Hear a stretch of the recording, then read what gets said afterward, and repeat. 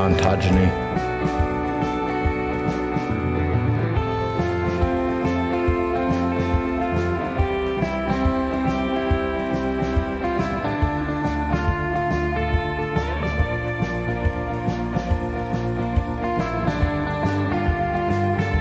Blue is cheap.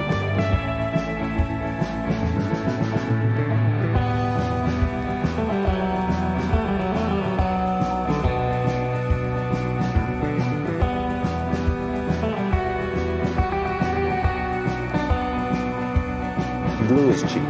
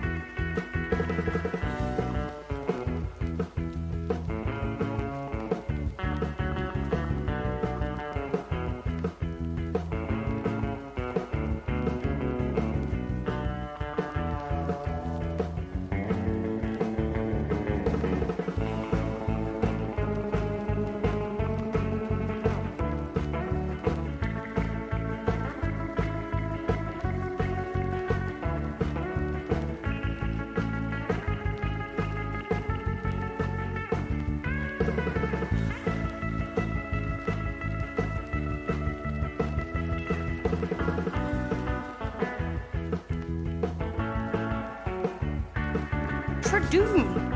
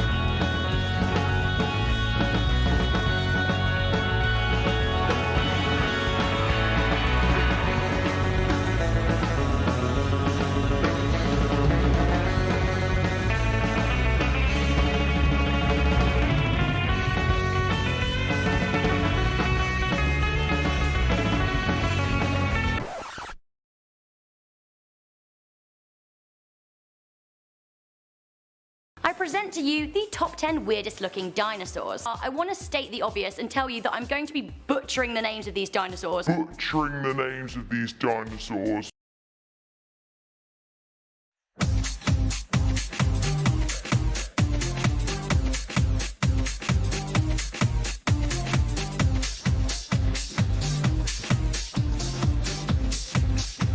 at number 8, we have the Tradoon.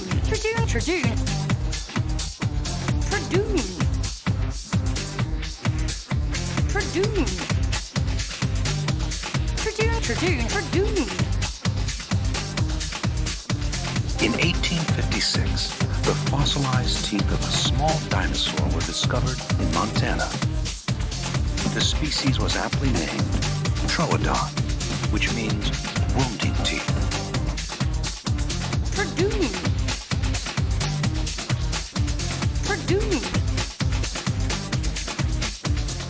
When evolution passed out the stealth gene, Troodons lucked out. Tradoon.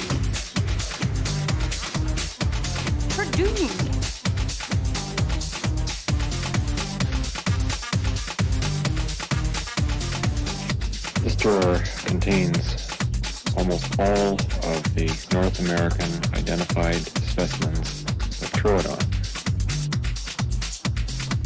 Troodon was every inch the predator, with razor-sharp serrated teeth and large hook-like claws. Troodon probably fed on our ancestors, the early mammals.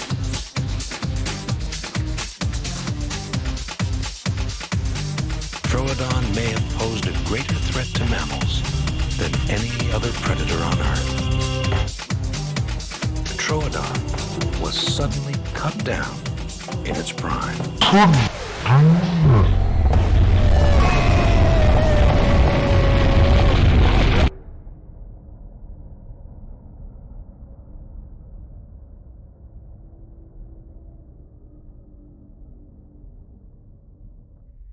Tradoon. Well, hello everybody, and welcome back to Paleontologizing. Holy cow, we've got a fun stream planned, so I'm glad you're here. Today, we're going to be talking about Carnotaurus, which might be the most famous dinosaur that's only known from one specimen. Although, competition there might be a little bit fierce. Anyway, we're going to be talking all about it, but before we do that, let me introduce myself real quick. Whether you are watching live, hello, all of chat, or whether you're watching sometime in the future, either in the VOD on Twitch or on YouTube, hello, YouTube viewers. Hope you're all doing well. Welcome to Paleontologizing, and if you're new here, an extra special welcome to you. Let me introduce myself. My name is Danny Anduza. I'm a dinosaur paleontologist. Now, you're probably pretty clever. You probably already know that a paleontologist is the kind of scientist who studies fossils. I work on dinosaur fossils in particular. I dig up dinosaurs with various museums across the western US. I study dinosaurs. I publish on them in the scientific literature. And now, 5 days a week, I'm here on Twitch doing some good old-fashioned science outreach. Talking to people about fossil science, trying to give you an inside peek into how paleontology works. Most people in their daily lives don't have a scientist to talk to, and even though science plays such an important role in our everyday lives, in our modern society, science is directly relevant to things that we do every day. Never has science been more important. And yet there's such a disconnect between science and scientists and the general public. I'm trying to bridge that gap in my own small way, right here 5 days a week on Twitch. This has somehow become my full-time gig. This is how I make my living, believe it or not. So all of the support that I get from this community literally puts food on my table. So yeah, I feel like I've got the greatest job in the world. I get to go out and dig dinosaurs during the summer, study them, publish on them, and then talk about them with all of you, have live conversations back and forth through chat and through this Twitch platform. So anyway, good stuff. If you've got questions about anything today, do not hesitate to ask me. That's the bread and butter of these streams, are viewer questions. And you never know what kinds of cool rabbit holes will go down discussing these topics, so, yeah, don't be shy with those questions. Before we get into our Carnotaurus stuff, or maybe while we get into it, let's, yeah, let's do some greetings here. I'll say hello to everybody, and, oh, here we go. I'm gonna go like this. There we are. I'm gonna say hello to everybody in chat, and we'll just have a smattering of Carnotaurus clips going as we do this. So here we go. Smorphosaurus says, Woot, Carnotaurus. Yes, indeed, Smorph. I dig your Carnotaurus emotes there. Very, very nice. Kodali, how are you doing? Welcome, welcome. Hope things are good. Eddie Scarin, what's shaking with you? Great to have you here. And Fall Machine. You are indeed an early bird today. Thank you for being here so early, Fall Machine. Welcome, welcome. Fluffernut, how are you doing? Welcome, welcome. Great to have you here. Holy cow, Carnotaurus has shown up a lot in popular culture, which is kind of crazy for an animal that we only have one specimen of. It's somehow become one of the most prominent of the, like, pantheon of popular dinosaurs. Carnotaurus is, yeah, it is quite well represented in media. Who else have we got? Rooster on Rye, welcome, welcome. The name Carnotaurus does mean meat bull. Meat-eating bull is kind of implied. But yes, indeed, Rooster on Rye, welcome, welcome. Ghostly Ghoul, what's shaking with you? Kirsten Games, howdy, howdy. Tactile 3D Picture, how are you doing? Welcome back. Timber, great to see you. I hope things are good with you, Timber. Welcome, welcome. And who else have we got? Scrolling. Neilf, what's shaking with you? Good to have you here. The Lenina, always lovely to see you, Lenina. Thank you for being here once again. Appreciate your moderation work. Brow, hello to you too. Welcome, welcome, Brow. Trappy Jenkins, Paleo salute to you. Glad you're here, Trappy. And let's see. You didn't have to spend your points on Carnotaurus. We're having a whole stream about Carnotaurus today, Brow. Excellent. Is that one of your favorites, Brow? Very cool. Bald Squirrel says, Ribbit, how you doing, Bald Squirrel? Give you an Ios frog right there. And Travel the World, it's always lovely to see you, Travel. I hope you've been doing well. It's great to have you here. And yes, I was using some of the glue that you sent me earlier. Thank you for that. You know, I appreciate everything that you send me, Travel. It all helps me out a lot. So thank you for that. Rizadega is here.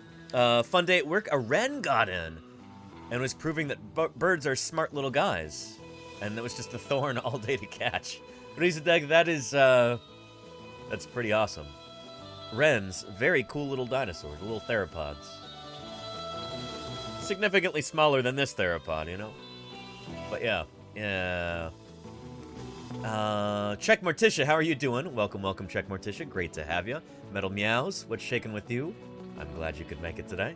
Neon Coffee Cat has joined us once again. How you doing, Neon Coffee Cat? Desmodus is back too, with those really cool bat emotes. That's really neat. Little cartoon bat, I love it. Very nice. Yeah. Scrolling. Christie's Art Nook. I love the dinosaur movie. We'll be talking about that Christie's Art Nook. That is why, in part, Carnotaurus became so famous, I think. Is because of that film. Also, it's just an inherently cool-looking dinosaur. I mean, look at that.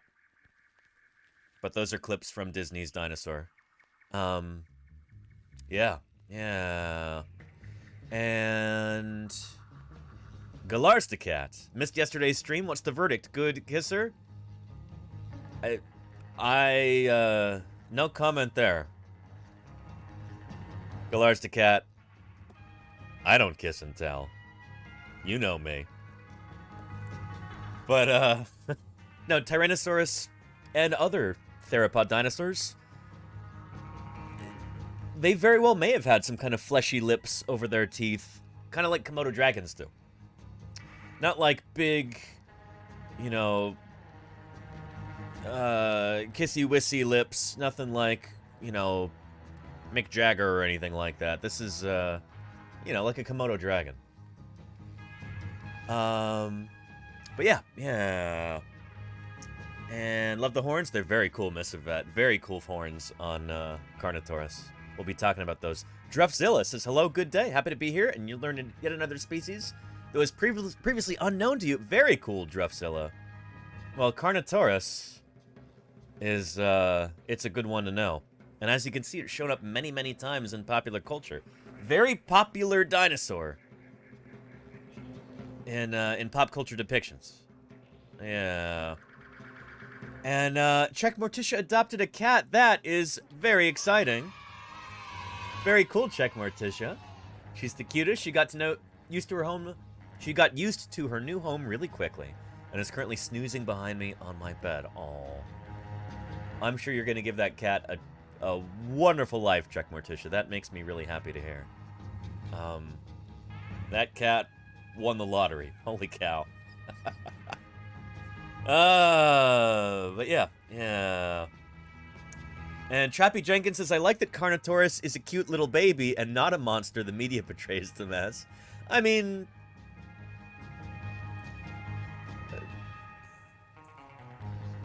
yeah, I guess cuteness is in the eye of the beholder, isn't it? I won't argue with that, Trappy. Yeah. What a baby Carnotaurus would look like. That's the thing, Smurf. It's really tough to say. I don't know if we have good juvenile material of any kind of Abelisaur.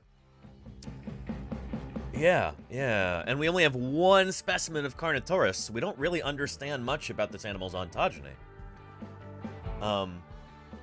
Although there is a lot that we do understand about it, which is pretty cool, because the one skeleton that we do have is reasonably close to being complete.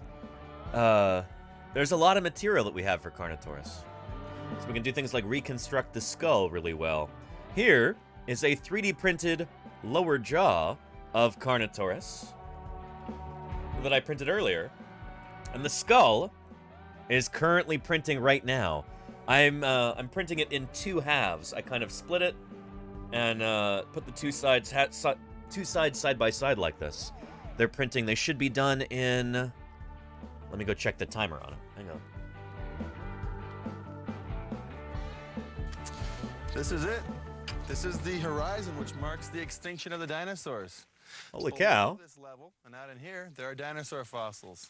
Above this level, in these rocks, there are no dinosaur fossils. So I'm actually standing on the level that marks the extinction of the dinosaurs. Dyson Dinosaur, thank you so much. Dinosaur and their 9 raiders have stumbled below that level. Let's talk dinosaurs. Let's do it. Dyson Dinosaur, thank you so much for your raid. How are you doing? Welcome to Paleontologizing. How are things? Dyson Dinosaur, we are talking all about Carnotaurus on today's stream. One of the most popular dinosaurs in popular media. And Kirsten Games, thank you for that gift sub to Dyson Dinosaur. Tier 1 sub to Dyson. Really appreciate that. Thank you, thank you. 6 gift subs. Yeah. Oh, Dice and Dinosaur, birds of dead on. I just finished talking about Stegosaurus. Very cool. One of my favorite dinosaurs. Yeah, easily in my top 200 dinosaurs there, Stegosaurus, yeah. Anyway, Carnotaurus has shown up many, many times in popular culture. It is a perennial favorite in popular media, and yet we've got one specimen of this animal. There was one skeleton discovered in 1984, and that's all we've got. Although thankfully it is reasonably complete, and there's even patches of fossilized skin on it, which is pretty neat. Now, the whole reason that we're talking about Carnotaurus on this day, this is not arbitrary. It's because of this. It's our Carnotauriversary today, or at least in the sense that it was on this very day, in the year 1990, that a detailed description of Carnotaurus was published. April 4th, 1990, by Bonaparte et al., Bonaparte and other authors. That was not the paper that established Carnotaurus as a new genus and species. That one was in 1985, but that was a very, very short paper. And, yeah, let's take a look at that, actually. I managed to set that aside right here. Let's see, that should be... There we go. Here, ladies and gentlemen, is the original descriptive paper for Carnotaurus back in 1985. I don't actually have a date, like what month and day this was published, or else we'd probably do a Carnotaurus stream on that day instead. But yeah, it's a very short paper, so half a page, 1 page, 3rd page. There's the bibliography. Extremely short paper, originally describing Carnotaurus back in 1985, which is why we're talking about this one today. Published on April 4th, today, 1990. A detailed description of Carnotaurus. So yeah. And are there any big bird / dinosaur anniversaries tomorrow? Birds of Denon, it's your birthday tomorrow? Very cool. Yeah, Birds of Denon, we are talking about Brachiosaurus tomorrow. Because I think there was an important Brachiosaur paper published on April 5th. Yeah, so we're talking about Brachiosaurus on tomorrow's stream. Brachiosaurus and the science of extremely large dinosaurs. Because at the time, I think this was, what, Riggs 1903? Brachiosaurus was the largest dinosaur ever discovered up till that time. And, so yeah, we're talking about who is the biggest dinosaur tomorrow. Yeah, it's gonna be fun. It's gonna be fun. And I hope you can make it. And, of course, Birds of Denon will also be talking about how the reason that these animals were able to get so very large has a lot to do with birds, actually. The same adaptations that birds kind of took and used to develop flight, things like hollow bones, their unique avian respiratory system, warm-bloodedness, fast growth, stuff like that. Those are the same kind of evolutionary traits that sauropod dinosaurs took, and they used them to become the largest terrestrial animals that have ever lived. And the longest animals that have ever lived, and the tallest animals that have ever lived, the longest necked animals that have ever lived, etc., etc. So we'll be talking about the bird connection there too. I hope you're excited for it. Happy early birthday, by the way, Birds of Denon. Very cool. Yeah. And Birds of Denon says, amazing. If I were ever to be a dinosaur, it would be a big sauropod. Just browse all day. Yes, indeed. Yeah. Very nice. Very nice. Big long boy. Yes, indeed, Ghostly Ghoul. Yes, indeed. Yeah. Anyway, thank you to everybody who retweeted this and everything earlier. And I was actually kind of flattered by this right here. Whale Thropologist. I've just followed this guy this afternoon. And he's a whale scientist who focuses on the multi-species experience of whale watching. Pretty cool. He's a master student, so a fellow scientist, salute to him. But he had a really interesting point here, and this is something that we're going to be discussing on stream today. He says, Carnotaurus is one of my favorite examples of how dinosaur charisma doesn't work like modern organisms do.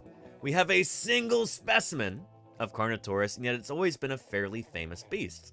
Great example of how phenomenology plays a role in the creation of charisma. And throughout the stream, we'll be talking about how a single skeleton of this dinosaur, the only one that we have, still managed to catapult this animal into stardom. And it's appeared in, shoot, so many different movies and other pieces of media. Just really kind of amazing. And, yeah, we'll be talking about why, what may have helped contribute to this stardom. So yeah, good stuff. And Fandom Fan says, could their horns have also been colored? Fandom Fan, that is a fantastic question, and I'm really glad you asked it. Oh, Risa Dego also makes a good point. What a long delay between I found a thing and here are the details. Yeah. No, shoot, that's why oftentimes when a new dinosaur is found today, you don't get a short publication just saying, I found a thing. It might take like a decade or more as people work on it, and it's a big collaborative process, and yeah. Anyway, you don't get too many, oh, we found a thing papers anymore. It happens, but they're just much less common than they were back in the day. Like right here, with their original paper on Carnotaurus. Like, how many words is this? It's probably like fewer than 1,000. Describing a totally new kind of dinosaur. Yeah, this is like a 500-word essay. That's it. For a totally new, unprecedented kind of... Very, very cool. But yeah, you know, it was a different time, the 1980s. So yeah. But yeah. Fandom Fan wants to know, could Carnotaurus horns have been colored? And this, I think, is a fantastic question. When you look at depictions of Carnotaurus, either from popular media, like Disney's Dinosaur from the year 2000, or here's a lovely Carnotaurus illustration, love this. Safari Limited Carnotaurus model, you usually see that the horns are just kind of keratin colored, almost like bull horns or something. And the name Carnotaurus does mean meat bull, but usually the horns are just kind of gray, kind of brownish, kind of like fingernail colored or hoof colored or horn colored. The thing is, though, the horns of Carnotaurus would have been covered by a layer of keratin. Let's see, I'm looking for a decent... There we go, that's pretty good. Well, actually, no, that's not that good. That's a picture of a model. Anyway, try that on for size. Yeah. So that's just the bony core that you're seeing right there. It probably would have been sheathed, or almost certainly would have been sheathed, by a layer of keratin over the top. And modern birds have all manner of different things that they do with keratin display-wise. Let's take a look at... Whoop. No. Speaking of theropod dinosaurs and their unusual features, let's take a look at this right here from Brian Eng. There we go. Bizarre extreme. This is and Dilophosaurus. Those airspaces upward, so much so that we don't even know the full size and shape of Dilophosaurus's bony crests because the top edge isn't even preserved. Which is really cool. So this is a much earlier theropod dinosaur that also had something big and weird and cool going on top of its head, just like Carnotaurus does. Brian's stuff is so great. It's wonderful. Brian Eng, I should really interview him here on this channel at some point. But I know we go back to this video a lot. Because of the lateral crushing of the fossils, it's also a bit unclear how many layers of thin-walled, air-filled bone actually make up each of the crests. Yeah, this is actually... Here's the holotype of Dilophosaurus. I actually helped prep this back when I worked at Berkeley in high school. There are plastic, like acrylic plastic support bars right here to help keep this thing from torquing when it gets picked up.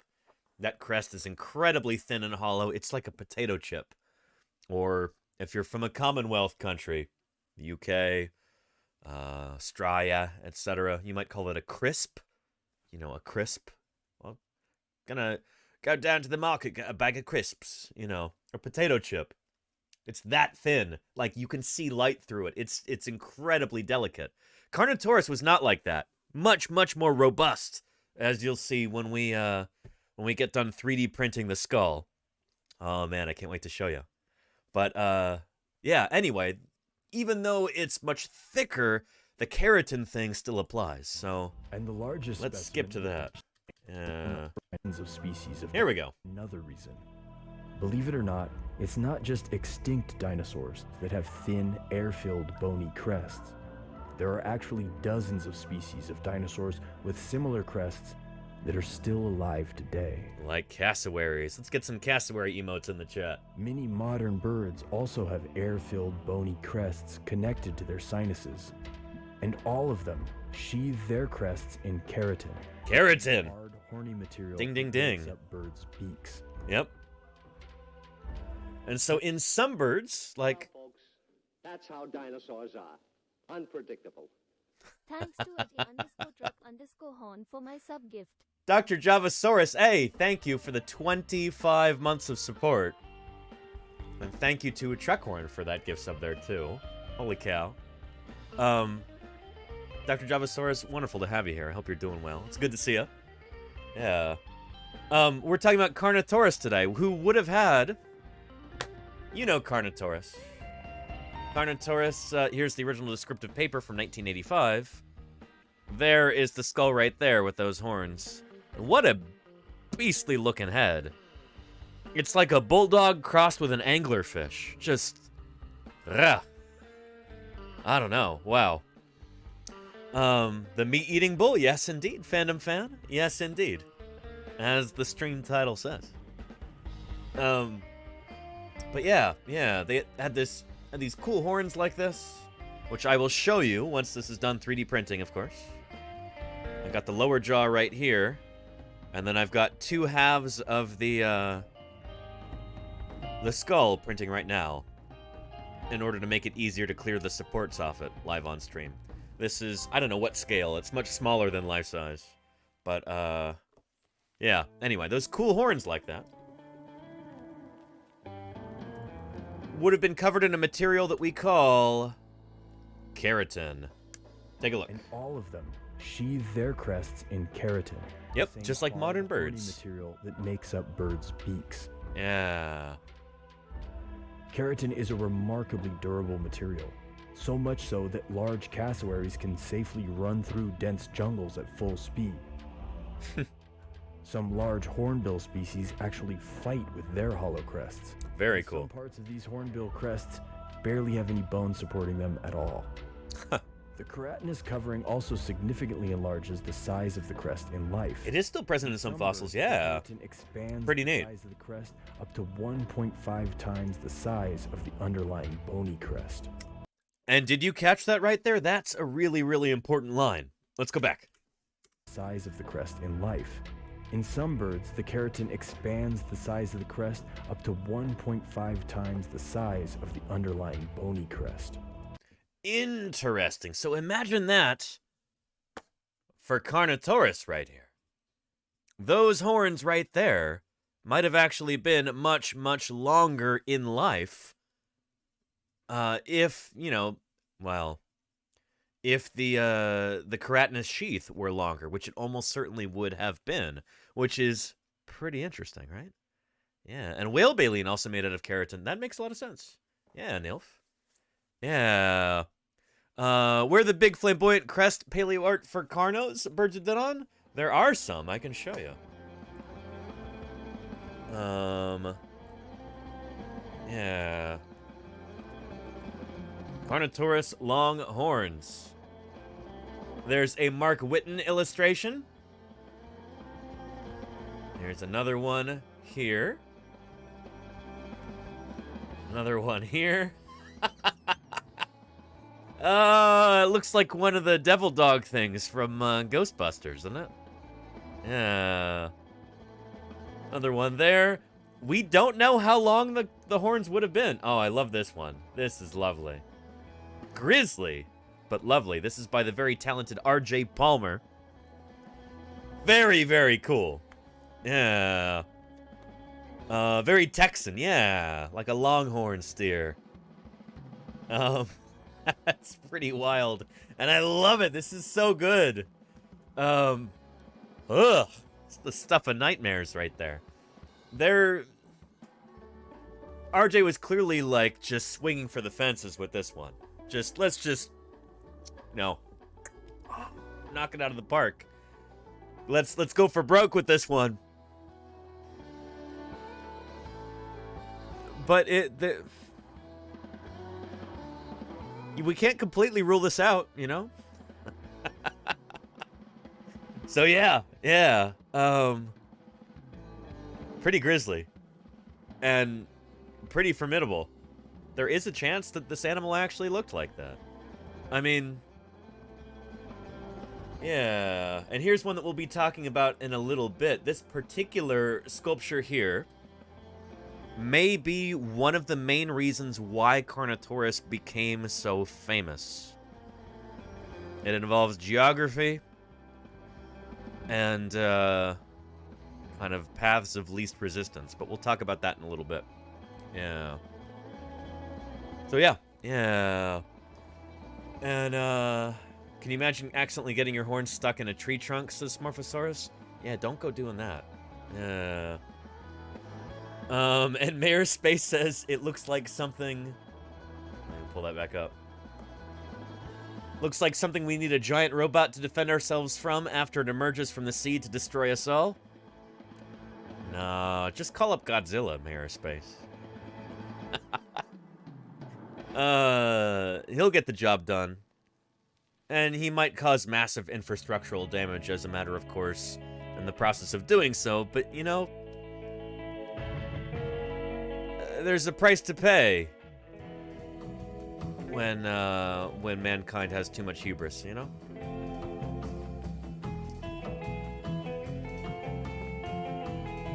And that's all I'll say about that. Yeah. But yeah. And Golganex's bulldog / anglerfish is an excellent description of our baby. Thank you, Golganek. I appreciate that. Yeah. Carnotaurus. Yeah. I have an image of Carno with a bioluminescent lure on their nose for no apparent reason. Sometimes my imagination is so silly. I mean, yeah, we don't have any evidence of that, but it's a neat idea, Golganek. It is. Yeah. But yeah. Gotta stimulate the world economy. There you go, Rizdego. Yeah. And how you doing, Gani Atreides? Welcome back. Yeah.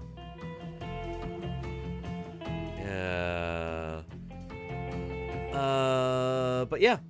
And do I have a set date for my fundraiser? I don't yet, Travel. Yeah. I've been keeping well, thanks, and thoroughly enjoying all the other interesting streamers on Twitch. So much to look at and enjoy. Indeed, Travel, yeah.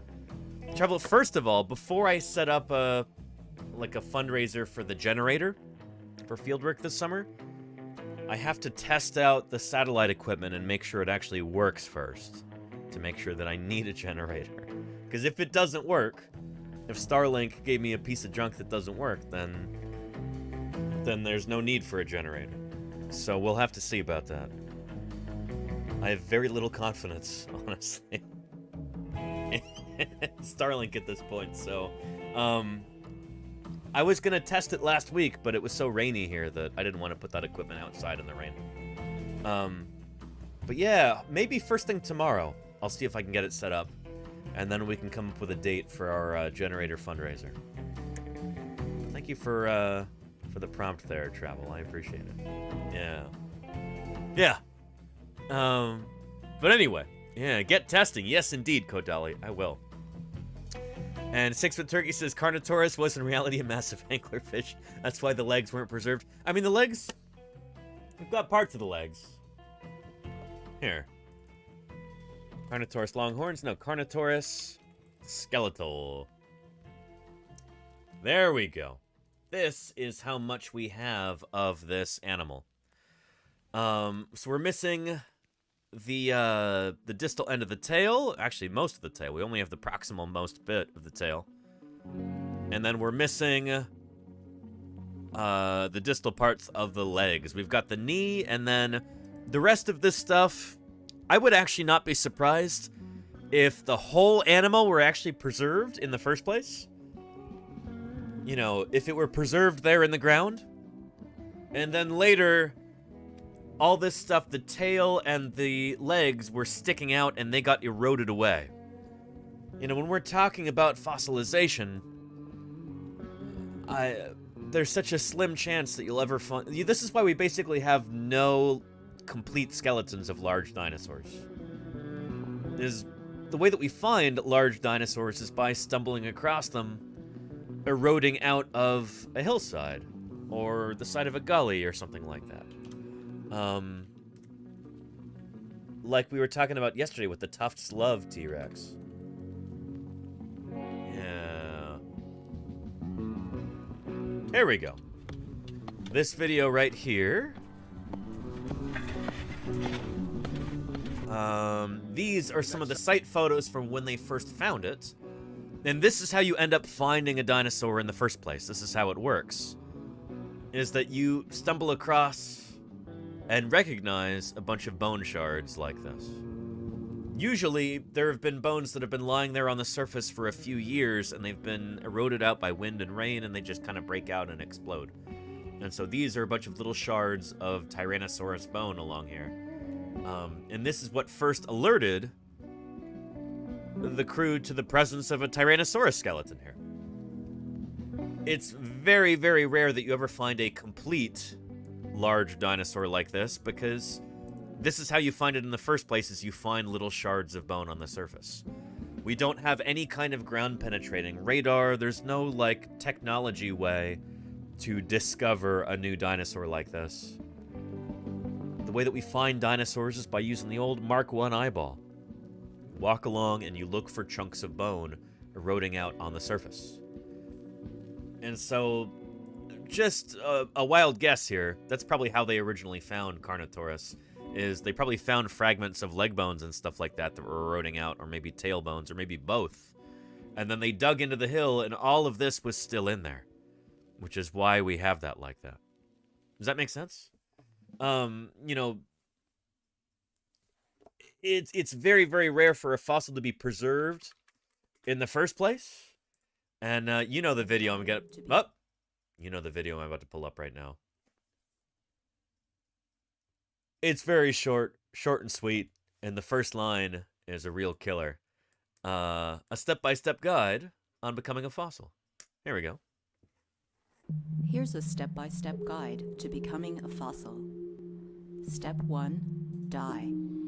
Once you are dead, your remains may be scavenged by other organisms. Step 2, get buried fast. If you are buried rapidly, your remains won't completely decay or be carried away by scavengers. Your best bet for rapid burial is to die near or in a river, lake, or ocean, where water can deposit sediment over you. Step 3, soak in groundwater for a long, long time. Groundwater contains minerals. Over time, dissolved minerals can harden after filling in cavities in your skeleton. Or the water can dissolve your skeleton, leaving only minerals in its place. Either way, your skeleton will turn to stone, and you'll be a fossil. Step 4, wait to be exposed. And so... As the years go by, if you're lucky, sea levels can fall or rock can erode.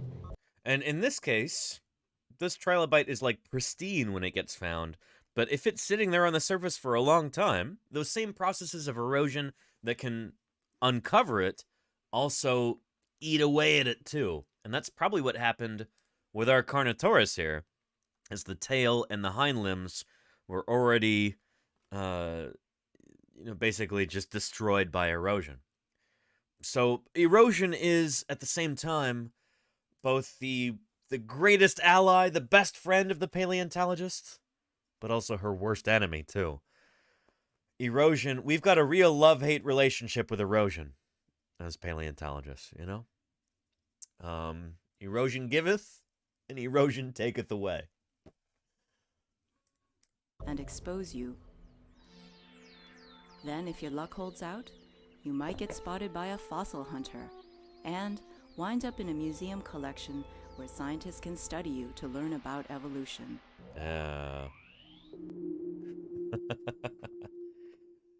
So yeah, erosion. It's just one of those things. Yeah. Goofy Carnotaurus dying with its legs and tails in the air. There's also a chance its legs and tail may have been eaten by scavengers, but I don't know. Yeah. In fact, we can look at that original paper, and we can see about that. We can see if they make any mention of that at all. So let me pull that up. Bonaparte et al. 1990. There we go. You know, this is why we're talking about this today, on today of all days, because it was published the 4th of April, 1990. That's today, everybody. At least here in the States, you know? So yeah. Excuse me. And wow, this is three really famous authors here. Jose Fernando Bonaparte, or actually, I don't know if it's Jose F. Bonaparte. Probably is Fernando. But Fernando y Novas and Rodolfo Coria are the 3 Argentine authors on this paper. There we go. Carnotaurus sastri Bonaparte, the horned, lightly built carnivore from the Middle Cretaceous of Patagonia. Very cool. Yeah. So during fieldwork of the 8th Paleontological Expedition to Patagonia, within the project Jurassic and Cretaceous Terrestrial Vertebrates of South America, sponsored by National Geographic Society. So already, Carnotaurus is in the limelight a little bit because it almost certainly was featured in National Geographic soon after it was found.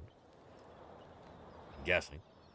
The skeleton of a theropod of rather great size was excavated. It was an... Hello. The creature we will be examining is a paleontologist. Welcome, Akira Direwolf, to Paleontologizing. How are you doing? Holy cow. Welcome, welcome. How are things? We're talking all about one of everybody's favorite dinosaurs today. Carnotaurus. Because it was on this very day, back in 1990, that Carnotaurus had a detailed description of it published by Bonaparte et al. There's only one specimen we have of Carnotaurus, but somehow it's become one of the most famous dinosaurs in popular culture, and today we're exploring why that might be. So yeah. Seal Pup, B3BO, how are you doing? Welcome, welcome, Seal Pup. Flossie, thank you for the follow. Welcome, welcome. Great to have you here. And Akira Direwolf, how was your stream? I hope it was really, really good. Did we get a shout-out for you yet? Let's get a shout-out for, Akira Direwolf there, please. Yeah. And, isn't that from the movie Dinosaur? Yeah, there are definitely clips from Disney's Dinosaur film here from the year 2000. And a bunch of other movies, too. So, yeah. Dr. Terrace says almost every dinosaur game has Carnotaurus, too, as their flagship Abelisaur. Yes, indeed. We'll be talking about that also. Yeah. And Goniatratus says, I really wonder what could be the use of those small arms some of those dinosaurs had. We'll be talking about that on today's stream, too, Goniatratus. Just you wait. Yeah. It could be nothing, as Dr. Javasaurus says. Yeah.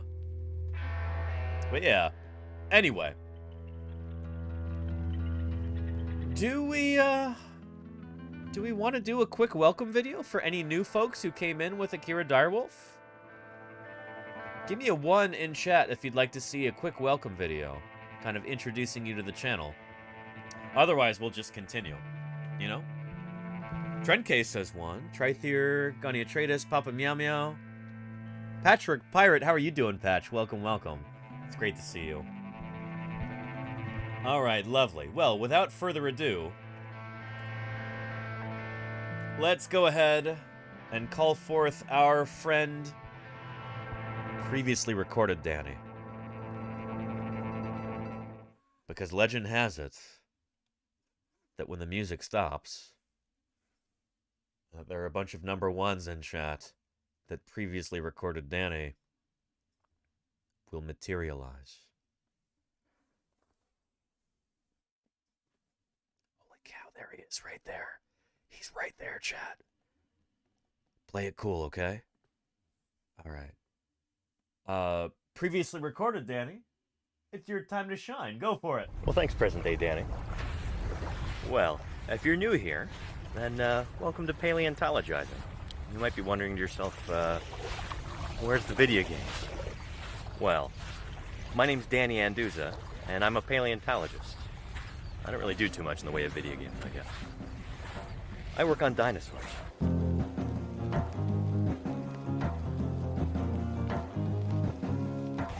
But how does a paleontologist end up on Twitch? Well, I'll tell you. It all started when I moved to Montana right out of high school. In my first week there, I started working in the Paleo Lab at Museum of the Rockies, which at the time was probably the greatest dinosaur museum on the planet. If you've ever seen any of the Jurassic Park movies, then you're more familiar with that institution and with my old boss than you may realize. You consulted on that movie. I did consult on all those movies. And they said the guy, Alan Grant, was you. Yes. Yeah, well, fortunately, he didn't get eaten. It was in that program that Jack Horner built that I learned how to be a dinosaur paleontologist. I learned a lot of that from Jack Horner's last graduate student, this guy, Denver Fowler, who would go on to become curator of the Badlands Dinosaur Museum in North Dakota. Under Denver, I did nearly a decade's worth of fieldwork, digging at hundreds of sites in the Upper Cretaceous, excavating literally hundreds of dinosaurs. Here's just a few highlights. In 2012, I discovered the world's oldest specimen of Chasmosaurus, hopefully soon to be published as a new species. In 2017, we dug up a brand new ankylosaur. Montana's news leader. 5 paleontologists are excavating what looks to likely be a new species of armored dinosaur. So we found its head, we found parts of its armor and plates, and so it should be a new species. I've also been lucky enough to help collect another very important specimen, the world's smallest and youngest Tyrannosaurus rex. And much like my fieldwork, my research is also centered on dinosaurs. Some of that deals with new genera and species, like this guy, Trurarchuncus, a bizarre little theropod from the very end of the age of dinosaurs, who was just published in July of 2020. I've got a few studies in the works right now, some of them focusing on dinosaur biogeography, and some others on behavioral functional morphology, basically looking at bizarre features of dinosaur skeletal anatomy and trying to figure out why those features evolved. And one of my current projects involves spinosaurs. But I can't really talk about that until it's closer to publication, so don't ask me about it yet. Anyway, let's get back to how I ended up on Twitch. A couple years ago, things were definitely on the decline in Montana, so I packed up and moved back to the West Coast. And I have been so much happier here. I've also realized that I have very little patience for the soul-deadening bureaucracy within academia. So for the time being anyway, I've moved my career in a different direction. And lucky for me, it happens to pay a lot better too. I kind of stumbled my way into a job in early childhood education. I get to make a real difference in kids' lives and help instill a love of nature and a burning curiosity for the world around them. Then coronavirus descended, and the school shut its doors. But I wasn't about to let a global pandemic stop me and my students. We just moved online. 1, 2, 3. I love digging in the dirt with just a pick and brush. Finding fossils is my aim, and so I'm never in a rush, because the treasures that I see are rare and ancient things, like Velociraptor's jump or Archaeopteryx's wings, and all the kids who wanna see them lining up at our museum. I am a paleontologist. That's who I am, that's who I am, that's who I am. I am a paleontologist. That's who I am, that's who I am, that's who I am. That's who I am, that's who I am, that's who I am. That's who I am, that's who I am, that's who I am.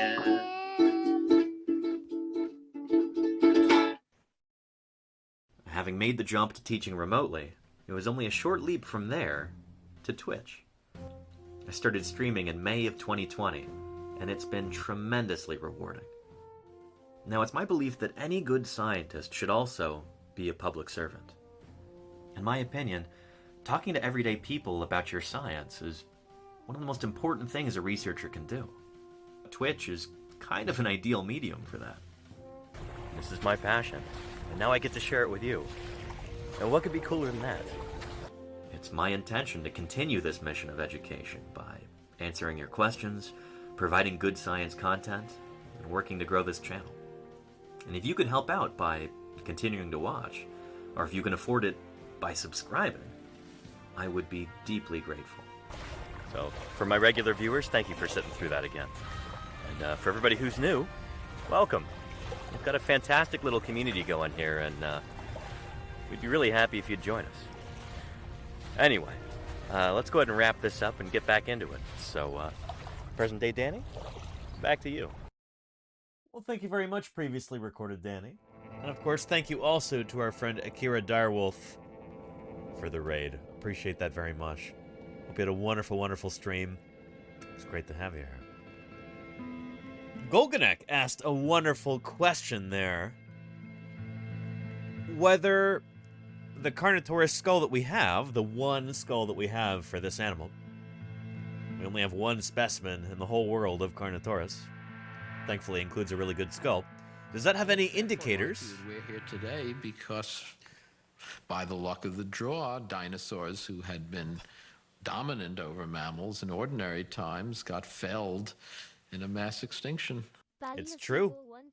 Thank you, Clockwork Ninja, for the 11 months of support there, Clockwork Ninja. Thank you for that. You know I appreciate it. Thanks for keeping me here on the air for the past 11 months, Clockwork Ninja. That's... I'll say it and it'll be true for once. That's almost a whole year. I appreciate you for it, Ninja. Thank you. Yeah. Golganek wanted to know, the skull that we have for Carnotaurus, does that have any indicators of vascular or sensory tissue that might or might not indicate lips? We were talking about this yesterday, of course. Yeah. It's squashed completely flat. The bone wall is so thin, it's about the same dimension as the wall of a dirter. A dirter is one of those things you get at the end of the paper towels, the cardboard thing in the middle, you go dir in it. Well, that's what this thing is like. Yep. Victorious, thank you for the 10 months. Dir to you too. I really appreciate your support. 10 months. It's a long time. So thank you very much for that. Yeah. This is what we were discussing yesterday. Tyrannosaurus Rex. Our new research shows it covered its enormous teeth with lips. So, Carnotaurus belongs to this same major group of dinosaurs, the theropods, that T-Rex and birds also belong to. T-Rex and other theropods may have had lips. Did Carnotaurus have lips? Does anything about its anatomy suggest that it would have had lips covering its teeth also, potentially? There are depictions of Carnotaurus that show, or that speculatively show that. I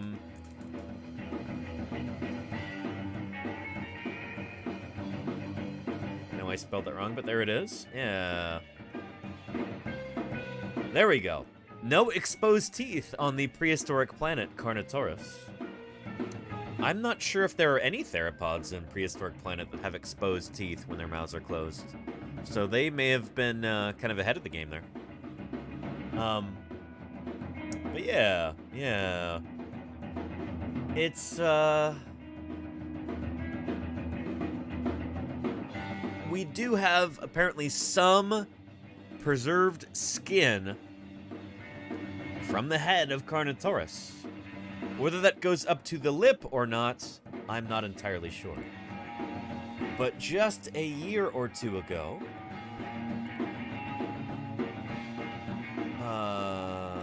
there was a new publication that came out describing in detail what they could find of the skin of Carnotaurus.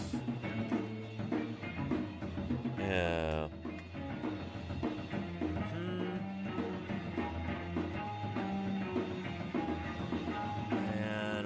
did that go? Descriptions, skull. Let's just look at the references here. Oh, there's a lovely diagram of the skull. And holy cow, look at that skull. It really is like a bulldog mixed with an anglerfish. It's got this like weird upturned snout. Like, whoop, like that. I'm printing a Carnotaurus skull right now. Try blaming the dinosaurs. Knew your dinosaurs are wrong about Giganotosaurus. Very comprehensive look. Is that series on Vimeo or whatever, Trappy Jenkins? Cool. Thank you for the 100 bits, Trappy. I appreciate that. Thank you, thank you. Yeah. So yeah.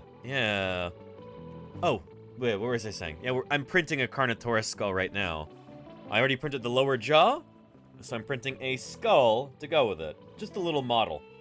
I obviously do not have a large enough 3D printer to print the whole thing. Have a moment where it was Dawson? breaking? I'm destroying. Never. No, glue is cheap. Thank you for the 3 months, Dawson. I really appreciate that support. Thank you, thank you. Thank you very kindly for keeping me online for the past 3 months. Appreciate you, Dawson. Thank you, thank you.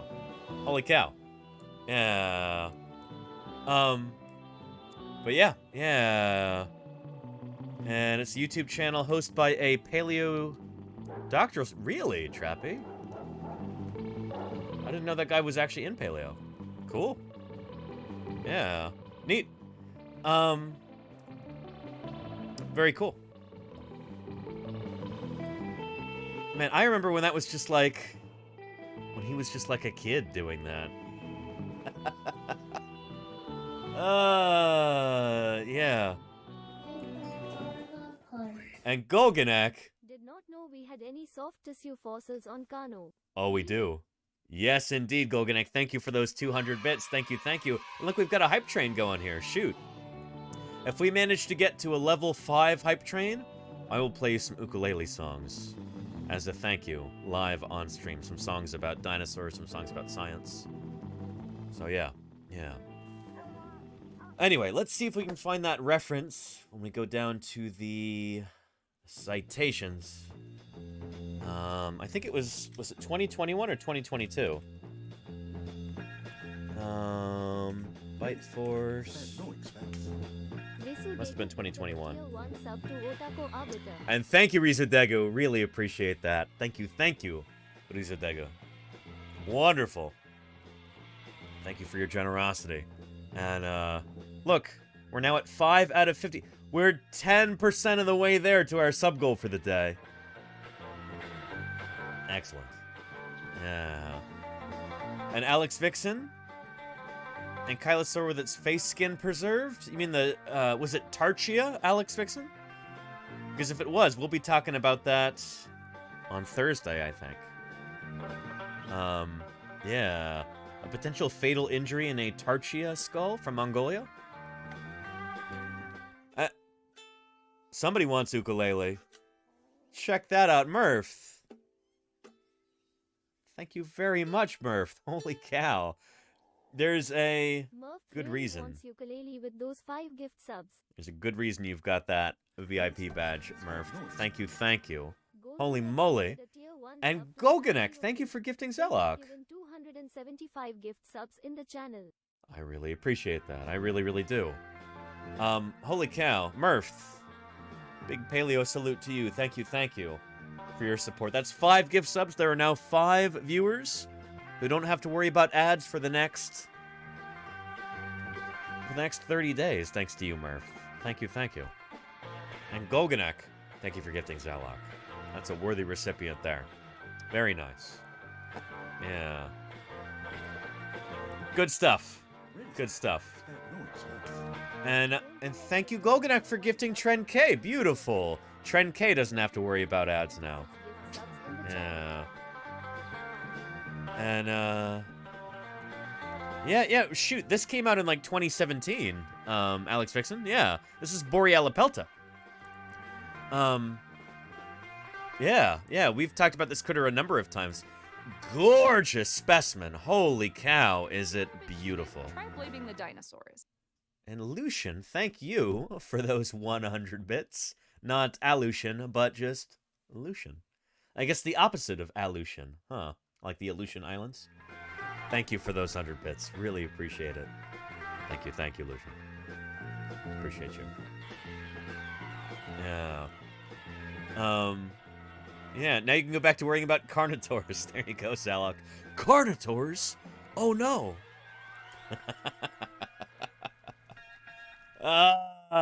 Yeah. Alex Dixon, we'll talk about Borealopelta another time, I'm sure, because holy cow, lots of discussion roads lead to Borealopelta. Whether we're talking about counter shading, whether we're talking about color cells, melanosomes being preserved, whether we're talking about kind of the accidental discovery of dinosaurs by non-paleontologists.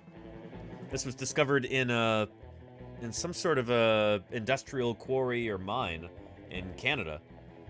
Or whether we're talking about prep work or how long it can take to prep a specimen. There's so many different, like, questions that people have that would lead me back to Borealopelta. So you stick around and we will talk about that critter for certain. But of course, today we're talking about Carnotaurus. Golganek wanted to know if this animal had lips, if we have any evidence of that. And I'm trying to find the paper. There we go. More recent studies of the skin of Carnotaurus, published in 2021, suggest that previous depictions of the scales on the body are inaccurate, and the larger feature scales were randomly distributed along the body and not distributed in discrete rows, like in older artistic depictions and illustrations. Like in Disney's Dinosaur, for instance. And, yeah. In this movie, the scales are like, you know, you've got basically osteoderms that are arranged in like a... Yeah, in discrete rows like that. And that doesn't seem to be the case anymore, which is interesting. Yeah.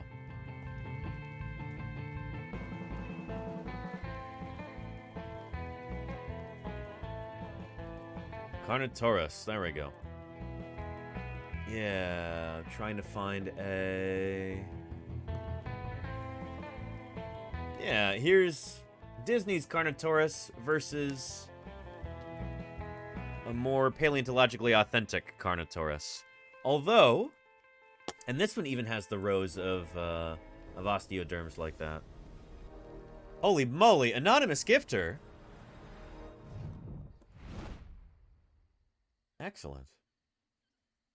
Look what you did. Good for you. Thank you. Things with those 5 gift subs. Thank you for those 5 gift subs there, Anonymous. You are as generous as you are mysterious, and I appreciate you for it. Thank you very, very much.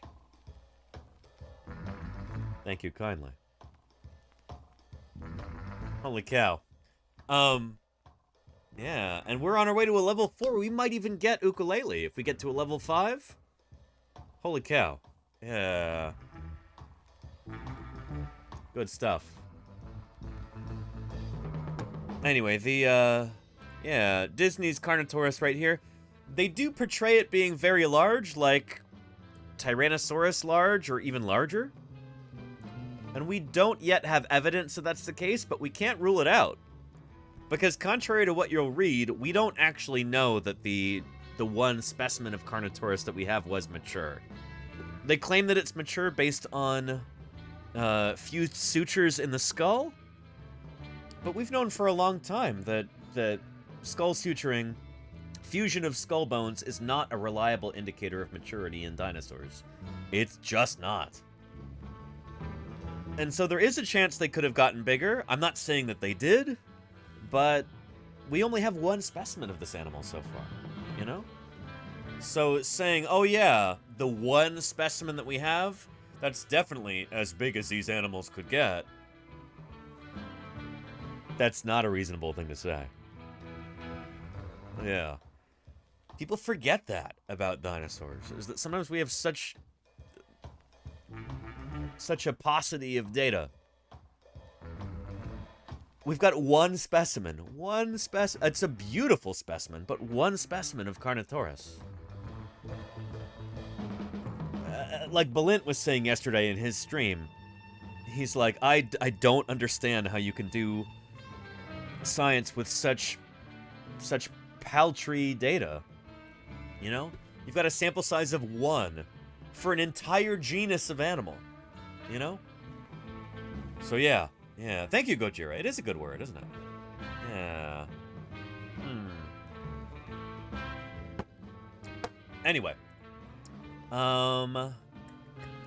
Yeah. There is that paper right there in the Journal of Cretaceous Research, which unfortunately is paywalled. However, let me see if I can work some magic here.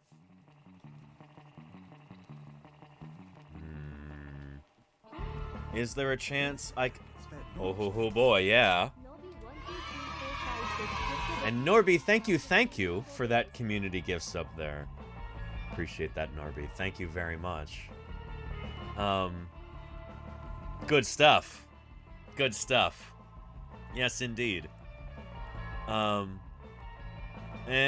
Strange Hamburger got a gift sub. That's lovely. Yeah. Excuse me. And Gimplex says, would dinosaurs have been likely to grow constantly through their lifetime even after reaching maturity? Yes and no, Gimpleg. Here, before we get to this, let me answer this question. Golganek gifted a tier 1 sub to Gojira 1000. Thank you, Golganek. I appreciate that. 277 gift subs in Holy the cow, Golganek. That's a lot of gift subs. Gojira, enjoy. Golganek, thank you for your generosity. Appreciate that very much. Look, we've got a minute left to try and get to level 4 there before the timer runs out. Let's see. But yeah. And Timber, that's really interesting. Published 24th of June, 1985. Really? Timber? Thank you for that. Lovely. Well, I'm going to be in the field on June 24th, so I wouldn't do a Carnotaurus stream then anyway. But that's good to know, Timber. Here. How did you get that information for, this is for Bonaparte's original Carnotaurus description, right? Let me add that to my...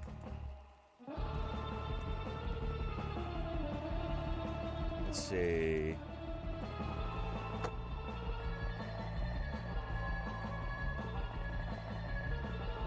August, July, June.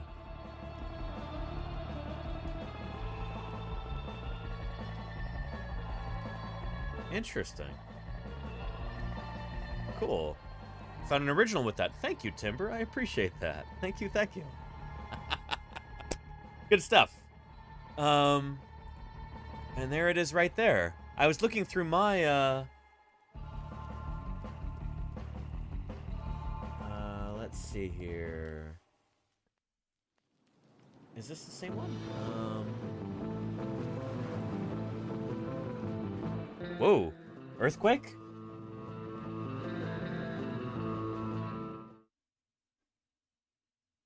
That certainly felt like an earthquake right there.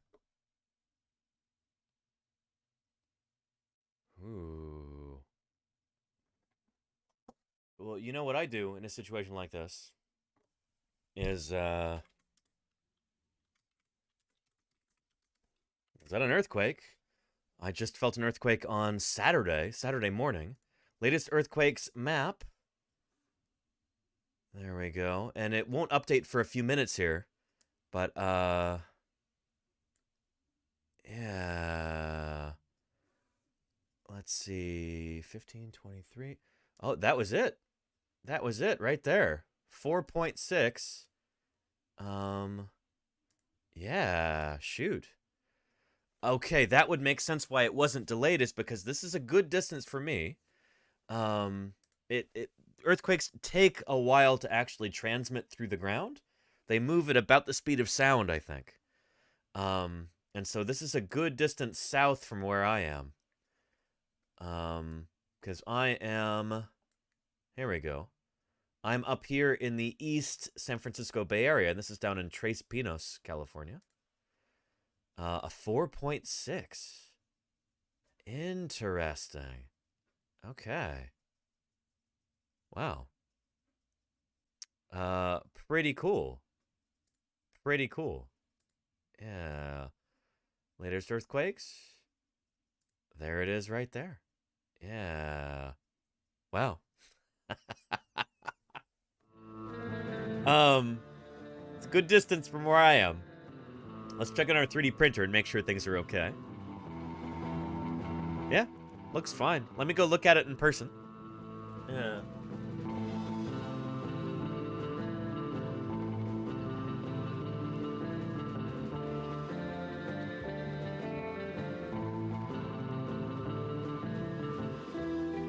Yeah. Looks good. Looks good. Yeah. Cool. Anyway, that's just part of living, you know, in the beautiful, sunny San Francisco Bay Area.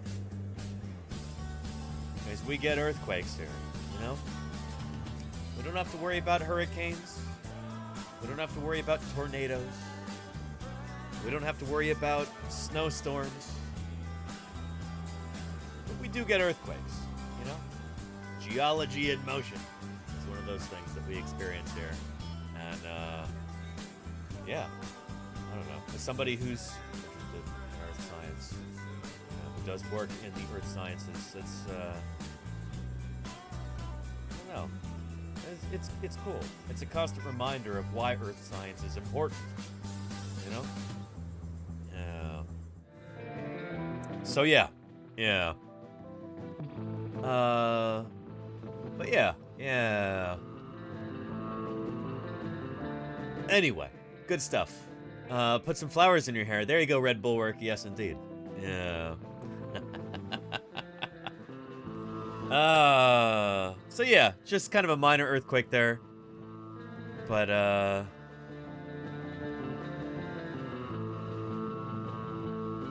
earthquake updated. Oh, wait. It just updated again? It's the same one, right? Tres Pinos? Oh, they updated the, Nope, that's not it. This is it here.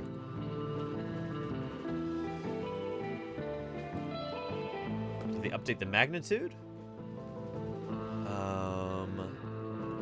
I did feel it. Yeah, let's tell them. Yes. And your location where the earthquake occurred.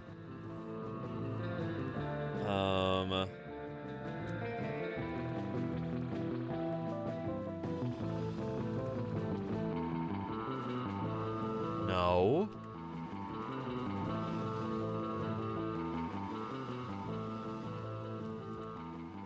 There we go. What was my situation during the earthquake? Inside a building. If you were inside a building, what floor were you on? I was on A floor. Right there. If you were inside a building, how tall was it?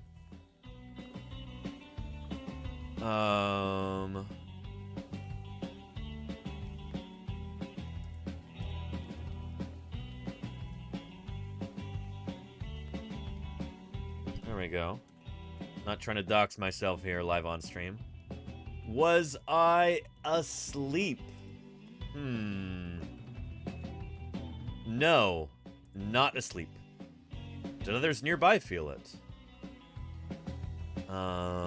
Some felt it, most did not, I'm gonna put. I don't know. How do I describe the shaking? Mild, I would say. How did I react? I would say excitement. How did I respond?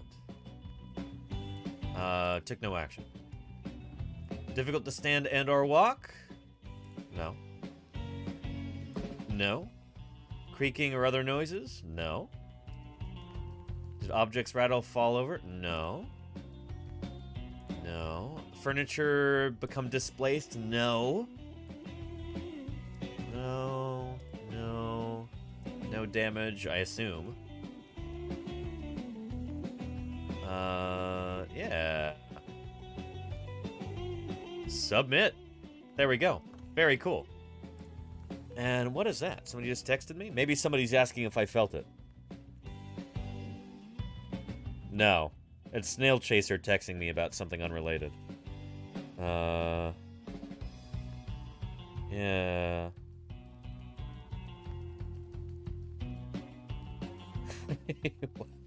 I don't know what this is. Anyway, good stuff. None of my fossil reproductions were damaged. No, Victorious. Thankfully. They are still intact. And even the 3D print. Still chugging along.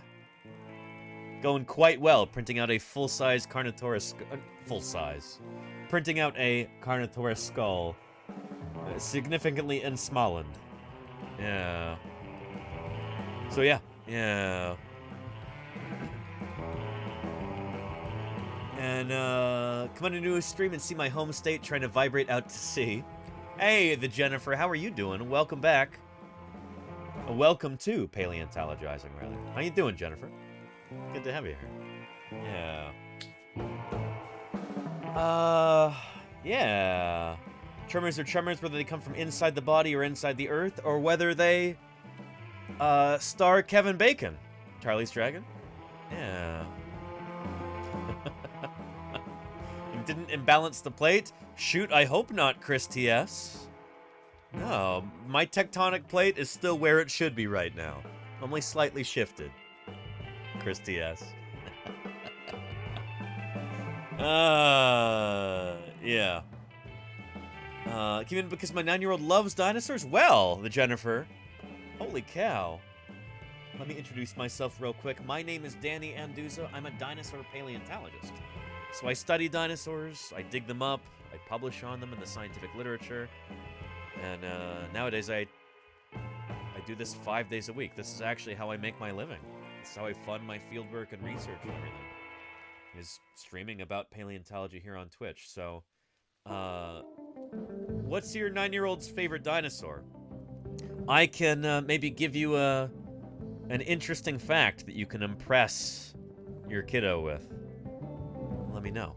Yeah. We came in search of dinosaurs, but we bit off more than we could chew. Geo Jim. 2006 and their 5 raiders should have taken a smaller bite. How are you doing, Geo Jim? Thank you so much for your raid. How are you doing? Geo Jim, we just experienced an earthquake here. So you came in at a wonderful time. Yeah. Of course, I'm broadcasting from the beautiful sunny San Francisco Bay Area. And, we had a live earthquake on stream. It was brief. But, wow, it got upgraded to a 4.7.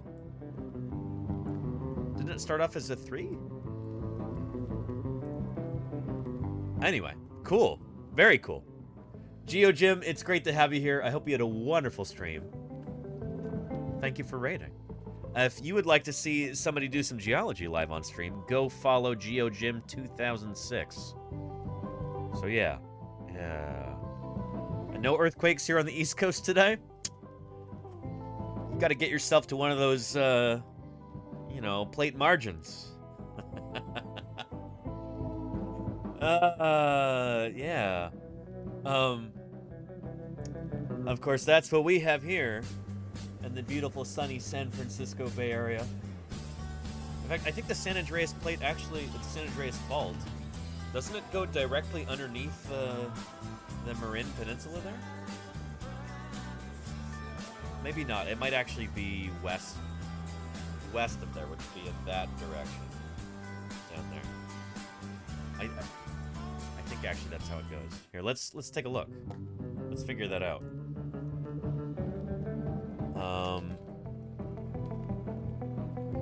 San Andreas Fault map.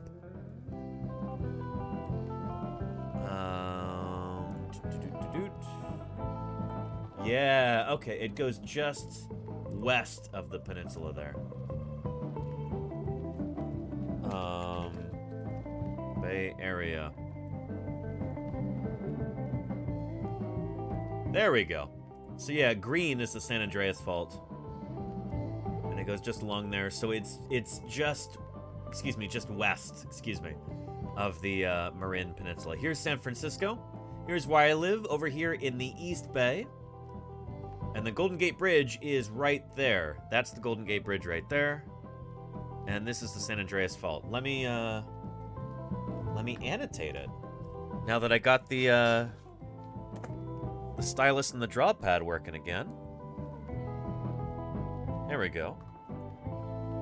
Yeah. No, go away. Ignore.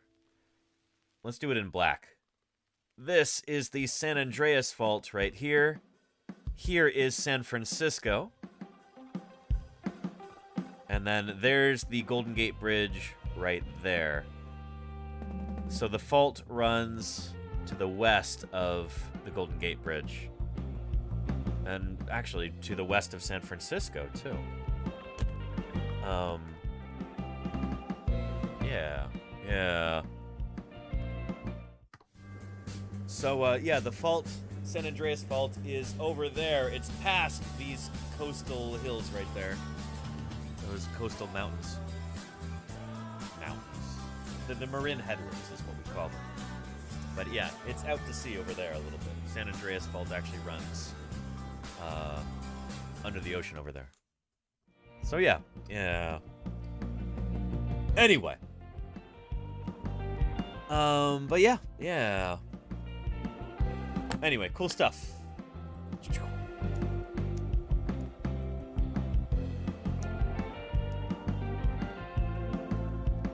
But yeah. Let's see here.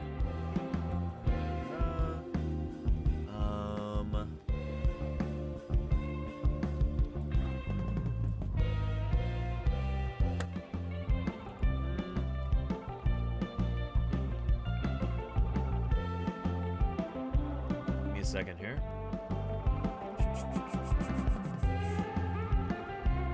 And then we'll get back to Carnotaurus in just a moment. Yeah. Here we go. On today's stream, we are talking all about Carnotaurus. This dinosaur had a detailed manuscript of it published on this very day, April 4th, 1990. There is exactly one specimen that we have of Carnotaurus. Just one skeleton. And yet, despite that, this animal has become extraordinarily common in pop culture depictions. It's somehow entered the pantheon of the most famous dinosaurs, despite us only having one skeleton of it. So we're going to talk about why today. But first, I've been answering some questions about this animal's paleobiology, about whether or not it would have had lips, that kind of thing, like we were talking about yesterday with Tyrannosaurus. So yeah, and here is that paper talking about preserved skin in Carnotaurus. There we go. And let's see. Skin may have played a vital role in thermoregulation.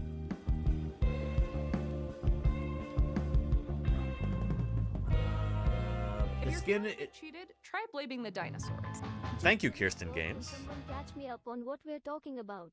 Hey, Kirsten, thanks for the 100 bits. Appreciate that. And Mrs. Trash Panda, thank you for the follow. Welcome, welcome. Good to have you here. Yeah.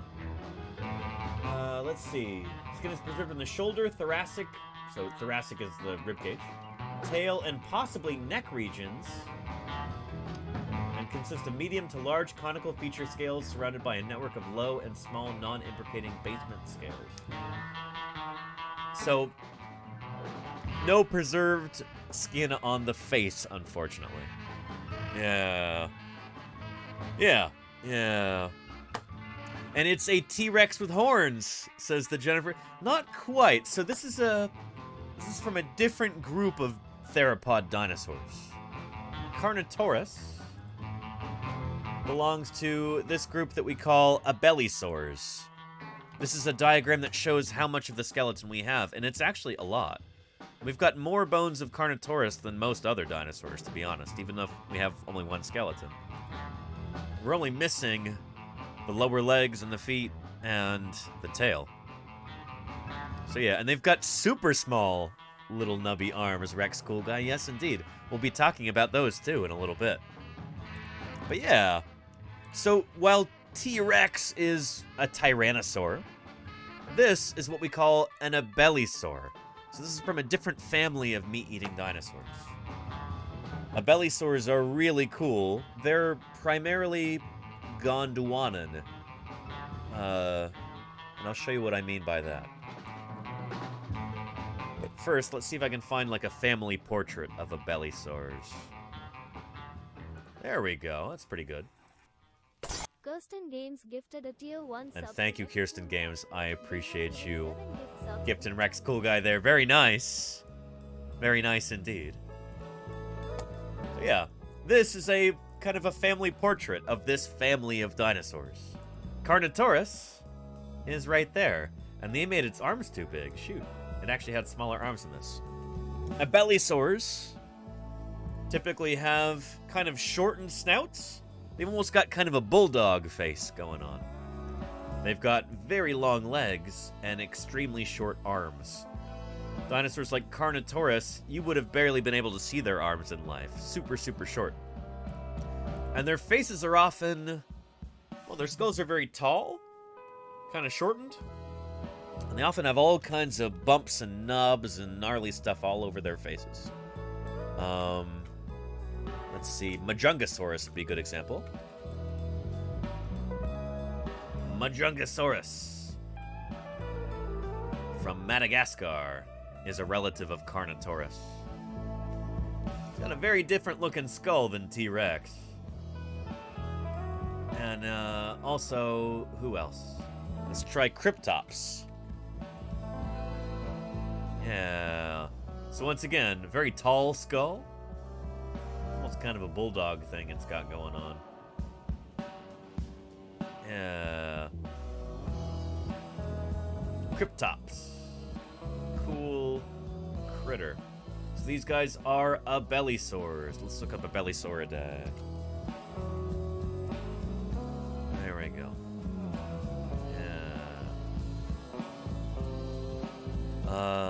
Yeah, Carnotaurus up here in the red very well might be the biggest Abelisaur that we have thus far.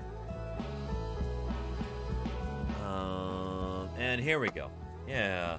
They often have kind of long, sausage-shaped bodies. Very, very short arms. Even shorter than T-Rex, if you can believe that. And their snouts are kind of shortened, too. They've got big, thick, powerful necks, though. So, yeah. Yeah. Pretty cool. Pretty cool. And is that because they have no hands, but they have big abellies? Says Electric Flim Flam. They're actually named after, I think, an Argentine historian, I think. Named Victorio Abel, I think. Hence Abelisaurs. But I think so. Let's see. Abel's lizards is what it means. They're named after Abelisaurus. But Abelisaurus, I think, is named after... well, let's look it up. It's got to be in here somewhere.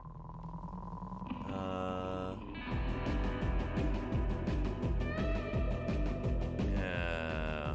Where's our Abelisaurus? There we go. Yeah. Abel's lizard.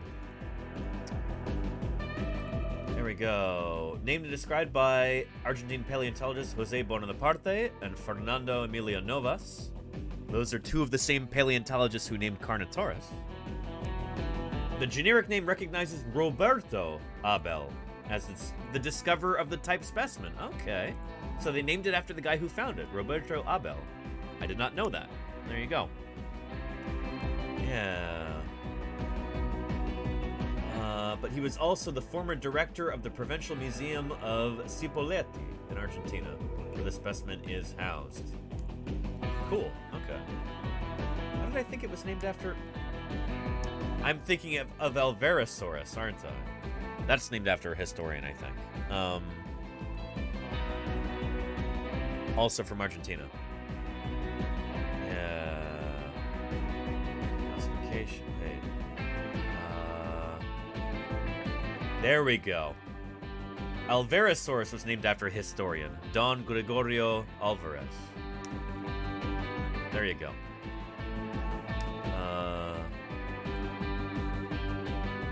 I got mixed up. Different Argentine dinosaurs that start with the letter A. Different theropods from Argentina. Anyway, yeah. Abelisaurs, really cool animals.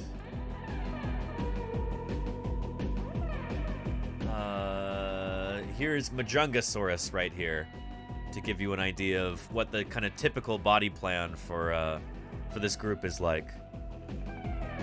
So they've got even smaller, wimpier arms than T-Rex, and they're generally just kind of long and sausage-shaped. Kind of a fusiform body almost. They're very cool critters. They're very cool. Yeah. And real Denthor says, did the ulna/radius go completely missing? That's a great question, Denthor. Let's talk about the arms. Let me show you the arms of Carnotaurus. Here. Because they are really weird and strange. Lucian wants to ask, is there likely just one time and place of life origin? That's what we think, Lucian, yeah. Yeah. Man, that would be a long discussion for another time, but most scientists agree there's probably just one time and place for the origin of life, yeah. On Earth, at least. Look at those tiny, tiny, tiny little arms. We don't even know if those fingers would have had claws on them. The radius and ulna have not disappeared entirely, Denthor, but they're very, very reduced. The carpals, however, have disappeared. So here we've got the humerus right here. This is your upper arm bone right there. Humerus right here. R is radius, U is ulna. They are super, super short. The radius and ulna, there's your radius, and there's your ulna right here. These are your forearm bones. And then it's missing the carpals altogether. The wrist bones, just gone. The animal doesn't have them anymore. They've been reduced down to nothing. And there's just the metacarpals right there. MC is metacarpals. That's these bones up here. Yeah. These bones in here are your metacarpals. Here, here, here, here, and here. Metacarpals. And then you've got the phalanges, the fingers. For Carnotaurus, I don't even know if they have phalanges anymore, actually. Yeah. Function of the horns, jaw function and diet, locomotion.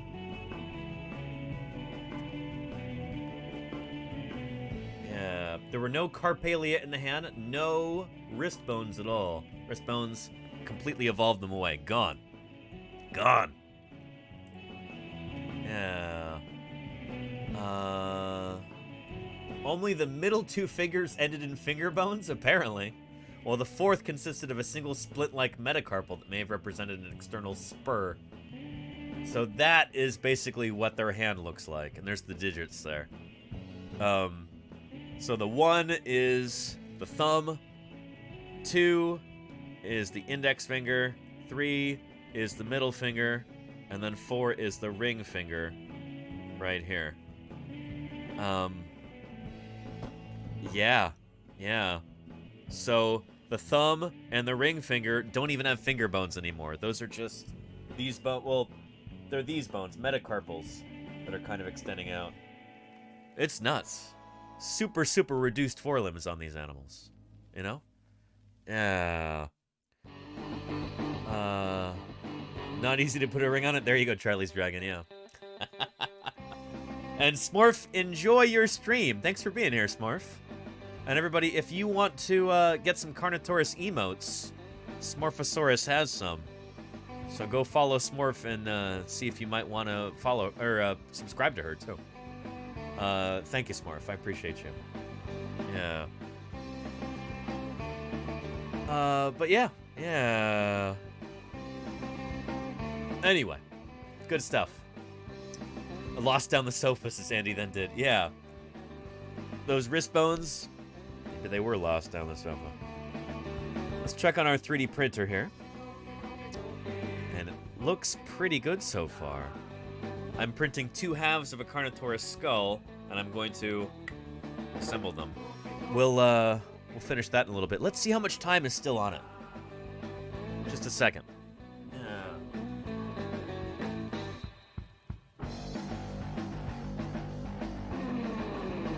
2 hours, 25 minutes until our skull is done. Done printing, at least. Rex Cool Guy wants to know, were the arms of Carnotaurus vestigial? Were these animals on their way to losing them altogether? Or were they being converted to some non-arm purpose? I suspect they're probably being lost altogether. I mean, you look at this skeleton.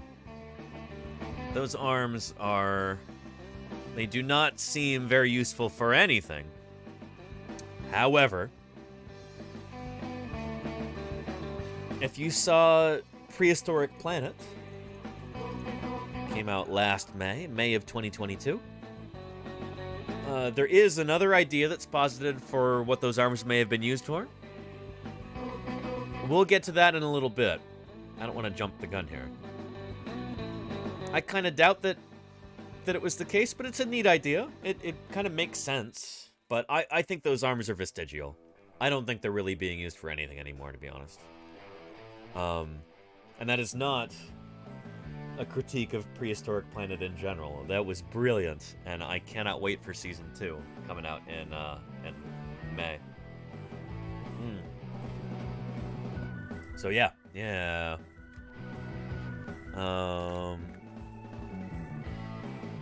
Anyway, if you want to watch Prehistoric Planet for free, there's a link telling you how to do that. But yeah. And Kirsten Games. David Putty doesn't narrate Prehistoric Planet. That's David Attenborough. Different David there, Kirsten Games. You're definitely thinking of a different one. No, Prehistoric Planet is, here. Definitely narrated by David Attenborough. Oh, Elaine, why don't you take a look at these dinosaurs here? They're pretty cool.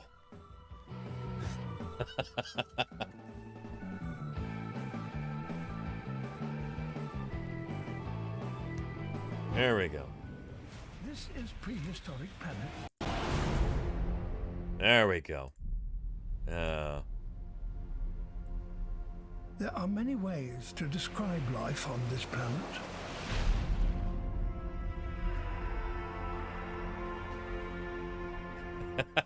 Kirsten. Some creatures could be called magnificent. It's okay, Kirsten. Or monstrous. Yeah, Elaine, I think these are, they're pretty monstrous there. Just look at that claw. You know? Wow. What's that, is that a T-Rex swimming there in the water? I'm losing it now. I had it. But only a few creatures who roam this earth could be called all three. I should work on that impression, huh? Yeah. I could do it. I've got the right kind of bass voice for it, I suppose. Explore the coastlines where giants roam. Oh, this is extraordinary. So good. So good. Where danger rules. And ice worlds where survival is everything.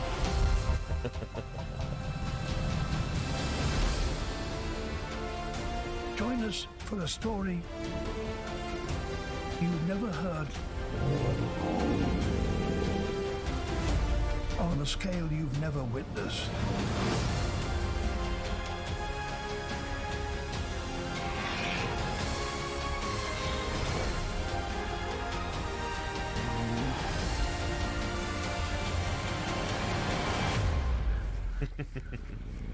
Ah, it's so good. Elaine, you should really take a look at this. There's dinosaurs on the TV.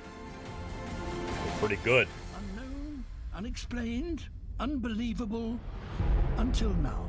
Yeah. Good stuff. Holy cow, that's Prehistoric Planet. And we'll be watching the Carnotaurus sequence from that in a little bit. But yeah. Yeah. And yes, indeed, Charlie's Dragon, yep. John Hammond was portrayed by Richard Attenborough. Yeah. Well, I think also played Santa Claus in the movie, didn't he? Miracle on 34th Street or something? But yeah. Yeah. Anyway. Good stuff. So, Carnotaurus. We're, of course, talking about this dinosaur today. And, how did it happen that a dinosaur that's only known from one skeleton became so incredibly popular? Each of these is a clip from different pieces of media. There's Disney's Dinosaur right there. Carnotaurus was the primary villain in that. This is from Terra Nova, I think. That's Jurassic World Falling Kingdom or whatever. That's some kind of cartoon thing. I don't know what this is. I don't know what that is either. I don't know what this is.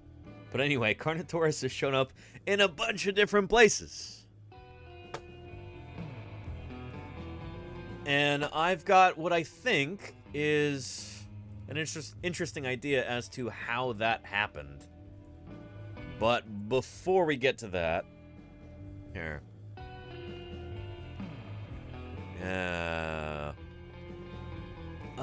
Here is a little video that was put together on the evolution of Carnotaurus in various media. It's entitled Carnotaurus Evolution 1997 to 2022. There we go. So this is here, and let's slow this down a bit, shall we?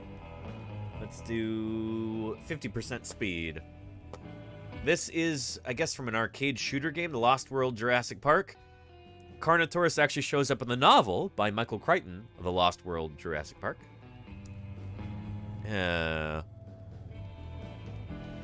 the 1990s, after its initial description, detailed description in 1990. Oh, and then in 2000, you've got the Disney film Dinosaur. This was a huge break for Carnotaurus, and I've got some idea as to how that may have happened. Anyway, a beautiful creature design for this. It's not totally correct. It's too bulky.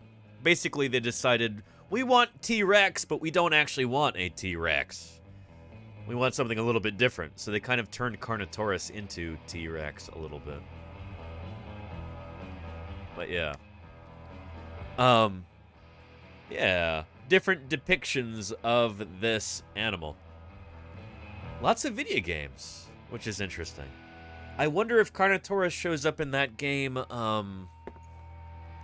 what was the dinosaur fighting game for PlayStation? It came out around the same time as The Lost World Jurassic Park, maybe a little bit later. Warpath or something like that. I think it's called Jurassic Park Warpath. But we'll see if it's in that. Yeah, in fact, let's look that up right now. Let's see if it's in there.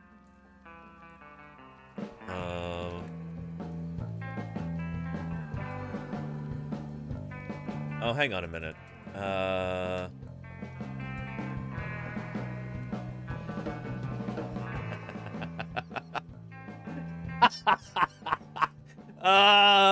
This game had a wicked sense of humor, and I really appreciate it. I guess it was produced by DreamWorks Interactive, but check this out.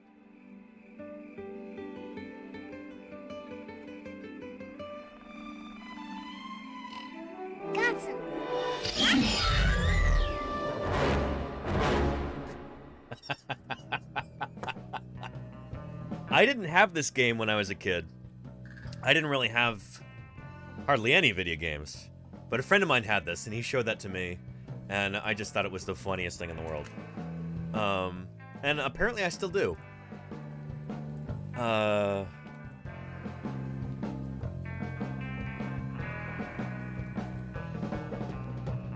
Is there a trailer for the game?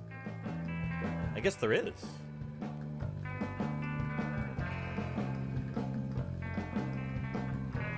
Is that a thing?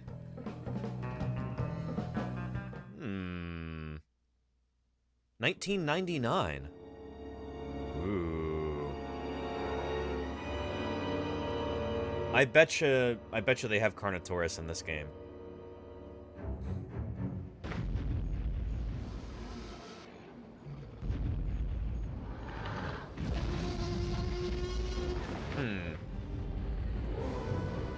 So it's a ridiculous, like, almost kind of like Street Fighter style fighting game where the dinosaurs are jumping and doing backflips and front flips and somersault. Look, you just saw a ceratopsian do like a front flip in the air. Yeah. If I could find some kind of emulator, I might consider playing this sometime on stream. I don't know. It'd be very goofy. Grudge match. 65 million years in the making. Now we know it's 66. Yeah, there you go. And, oh, wow. And this is... Dude, this is where, Electronic Arts... That company's not still around, right? Acer95, thank you for the follow. Welcome, welcome. Good to have you here.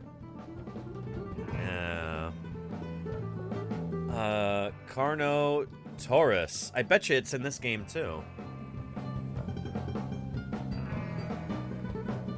Wait, is it not? Did they not put Carnotaurus in here? Carnotaurus would be... Maybe they don't have it. That would be nuts. It's like, it's the most appropriate dinosaur for that game.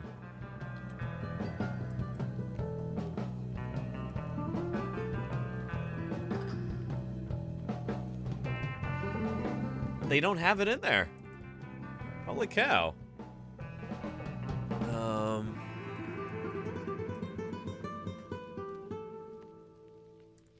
Yeah, they don't. Carnotaurus is not in there. Well, color me shocked. That's really funny. That's really funny. Oh well. Yeah.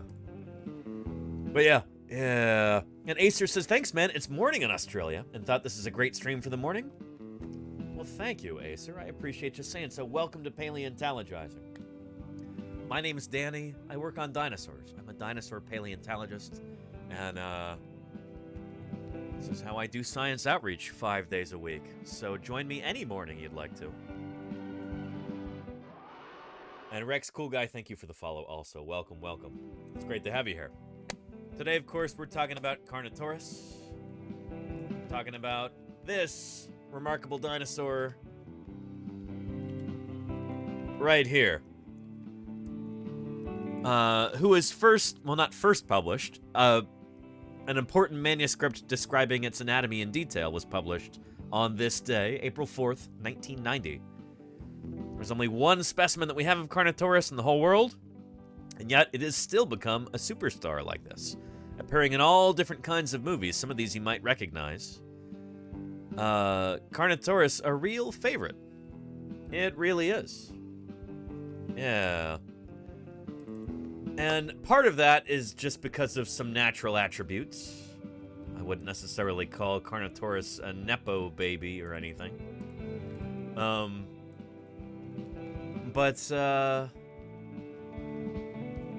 Yeah, here we go. It has shown up in so many different pieces of media over the years. We've only known about it since, what, 1985? The detailed description only came in 1990, and yet There it is in the game The Isle, too, and that's actually not a bad depiction. That's actually pretty good. Dare I say that's actually better than in Jurassic World, right? Gah. Yeah, The Isle's Carnotaurus is better than the one in Jurassic World, if you ask me. Looks better anyway.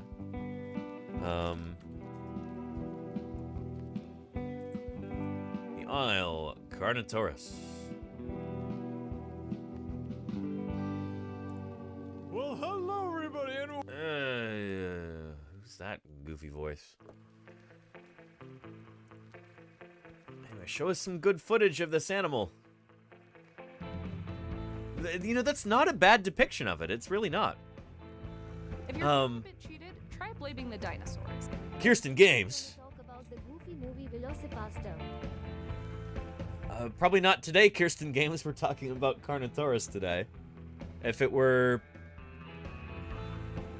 Carnotaurapaster, then we could. But, appreciate those 100 bits, Kirsten Games. Thank you, thank you. Yeah. But yeah. Just thought I'd mention it? No, I appreciate you, Kirsten. Thank you, thank you. Yeah. I've never seen it. I have no room to talk on it, I guess. But this is actually a pretty decent depiction of this animal. Very leggy. Carnotaurus is a very leggy animal, like a lot of abelisaurs. Very leggy. What they lack in arms, they make up for in legs. You know, holy cow. Carnotaurus. He's got legs. She's got legs in all the right places. They go all the way to the ground. Those legs. Very leggy. Yeah.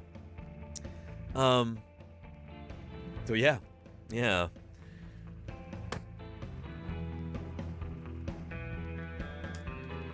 Here's a skeletal diagram of what we have of Carnotaurus, and even though we don't have the bottom of the legs, I guess these ones don't go all the way to the ground. We've got other abelisaurs that show what the legs looked like in this family of dinosaurs, and they're very long and they're very leggy. Very long, leggy legs. So yeah, legs for days, Dark Tarkonus, at least several, yeah. Yeah. And Eth, the Chaotic says, why can't their name mean Thunder Thighs? There's a different dinosaur whose name means Thunder Thighs, Eth, the Chaotic. Yeah. Have you never heard of Brontomaris? That's a sauropod dinosaur whose name literally means Thunder Thighs. But yeah. Anyway, Carnotaurus.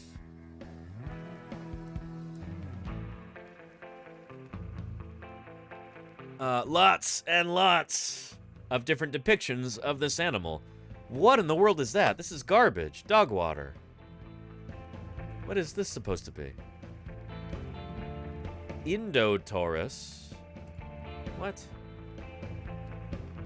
And then Carnotaurus here. This is not a particularly good Carnotaurus. Honestly, the one in the Isle is much, much better than that. But yeah. Yeah.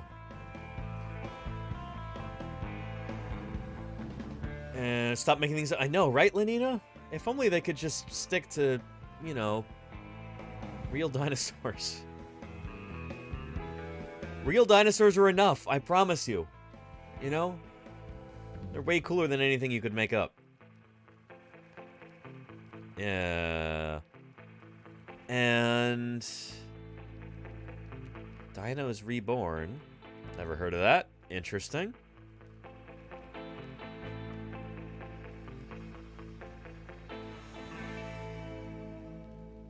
And yeah. Anyway, this ends in 2022, right? So they've got to show the prehistoric planet Carnotaurus, right? Prehistoric Kingdom. Let's take a look at the Carnotaurus from that game, because that's going to be another really good depiction. Although, once again, those horns are not particularly brightly colored, as you might expect from a keratin-coated structure.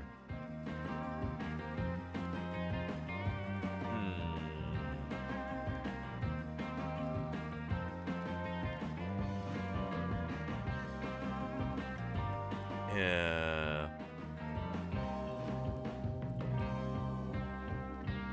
Let's see, we might want sound for this one. There we go. Hello, I'm Donamans. This is a 25th animal profile for Prehistoric Kingdom. Meet Carnotaurus. Surprisingly quick for its size, Carnotaurus's marked features are its short face, complete with bull horns, and comically stumpy front limbs. Please note I do not own any of the images or music. Wait, what? Kingdom. Meet. It wasn't a profile, it was like 2 sentences about the animal. Oh boy. Anyway, Carnotaurus in the game Prehistoric Planet, really cool. Let's see if we can find. Oh boy. Let's see. Scroll up here and let's try and find this dinosaur. Whoop. Coelophysis. Utah Raptor. They've got Utah Raptor now? Very cool. But where did Carnotaurus go? Wait, they've got Baryonyx now too? Oh, holy cow. Oviraptor, okay.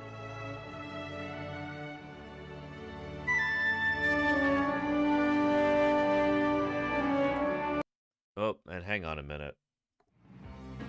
That might be copyrighted music. So we'll supply our own. Baryonyx. Oh, very nice. That's not a bad Baryonyx. I like the elongate neural spines here, like you see in Suchomimus. Hind limbs still maybe a little bit too long, but really cool. Holy cow. I had to check that out. There's I want to see this animal in motion. Gah. Is it that difficult? Show us the animals. I want to see the Carnotaurus here. Not just assembling a habitat, we want to see the dinosaur itself. Oh boy.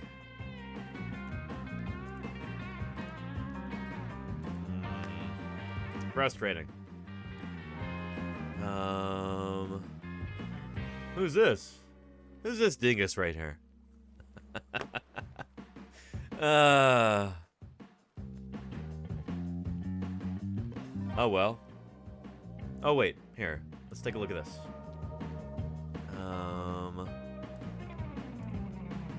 Brachiosaurus, Camarasaurus. They spelled that wrong. Dinochirus, Dryosaurus.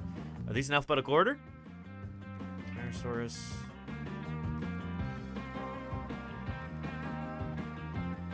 They are in alphabetical order. Shoot, it's not going to be in there.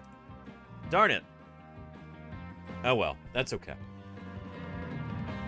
There is no Carnotaurus in-game yet. Oh, okay. Okay. Yeah. Anyway.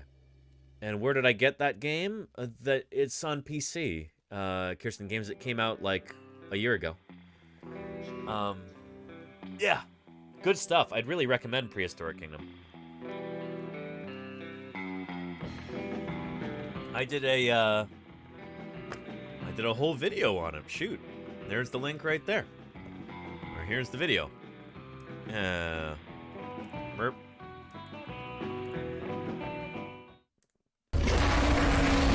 Too loud. Shoot. If you love dinosaurs, if you like to learn about them, if you'd like to see them scientifically accurate and beautifully rendered in a wildlife park setting, then Prehistoric Kingdom is the game you've been waiting for. But given that this is a game review, I have a bit of a confession to make. I am not what you would call a gamer. I'm a paleontologist. My name is... Anyway, yeah, there's a link to that. And, there you go. Yeah. There it is in the chat for you. Excuse me. So yeah, Carnotaurus.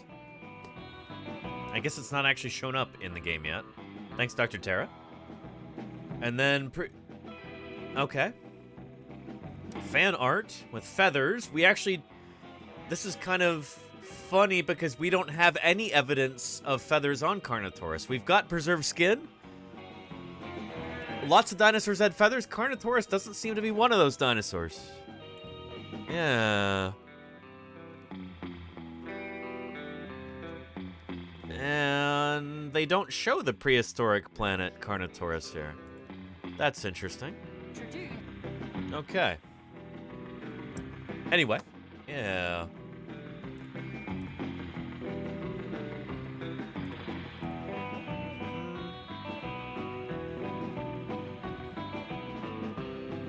Yeah, let's check on our 3D print. Going pretty well so far. Let's check on this in person. Hang on just a minute.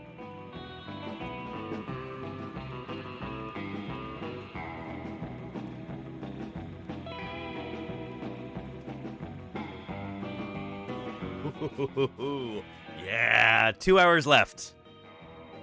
Oh, I can't wait. This is really exciting. Yeah. And why did Carnotaurus not have feathers? Well, we've got... it may have had feathers on certain parts of its body, maybe? But we actually have extensive preserved skin on Carnotaurus. And there's no sign of feathers at all. Give me a second.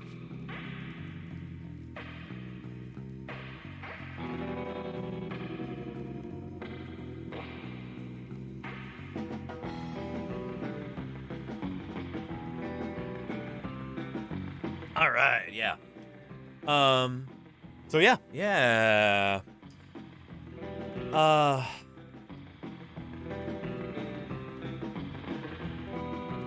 And it is a beautiful one, Lenina. Holy cow. I wish we had better photos of that.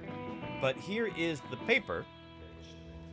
This actually just came out in 2021 in the journal Cretaceous Research. I've published it in this journal before. The scaly skin of the abelosaurid Carnotaurus sastrii from the Upper Cretaceous of Patagonia.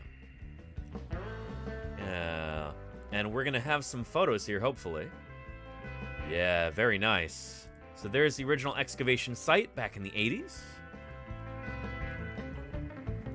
And there it is on the map. And then there is artist Stephen Cherkas creating this wonderful Carnotaurus sculpted model for the Los Angeles County Museum of Natural History in Los Angeles. Very, very important, I think. We'll talk about that. Yeah. But the preserved skin of Carnotaurus comes from the right side of the animal. Yeah. The skeleton of Carnotaurus was articulated in a typical death pose with the head pulled back and was lying on its right side, which is where the skin was preserved. It is possible that the mummified carcass was preserved entirely within the hematitic concretion, which limited weathering of the well-preserved remains. Interesting. The skin... They had skin from essentially the entire length of the animal, even the skull. And that was found by Stephen A. Cherkas during the first week of the second expedition. The number of specimens with skin, however, appears to be limited to 6 fragments, and none are from the skull. So that's interesting. There's a disconnect here. They're claiming to actually have skin from most of the animal, but today we only have 6 fragments of that. Whether it was accidentally destroyed during preparation or excavation or something, I don't know. Yeah. 2 fragments are from the thoracic region. They're associated with the mid-proximal area of the ribs. The largest available skin impression corresponds to the lower area of the proximal part of the tail. Interesting, but there we go. And this is a lovely model. Beautiful. Flashed out, showing skin impressions of this animal, and you better believe that they consulted this when they were making the prehistoric planet rendition of Carnotaurus. Isn't that beautiful, Kirsten? Yeah, just absolutely gorgeous. Yeah, very, very cool. And I love that this actually shows where these skin patches correspond to on the body. Really neat. Really, really neat. That's gorgeous. Isn't that gorgeous, Cully? Holy cow, is that beautiful. Yeah. So did Carnotaurus have scutes? So these are not what we would call scutes, like a crocodile has. They're not osteoderms. Osteoderms are another kind of thing. Yeah. Can I find you a video about that? Probably not.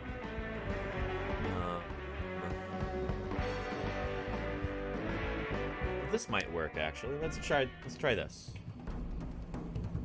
So in crocodiles, they've got these things called osteoderms. These are Head of Education here at Crocodiles of the World. Today we're talking about osteoderm. Ah, good on ya. That's another big word, isn't it? Osteo just means bone, derm means skin, so osteoderm is just bony skin.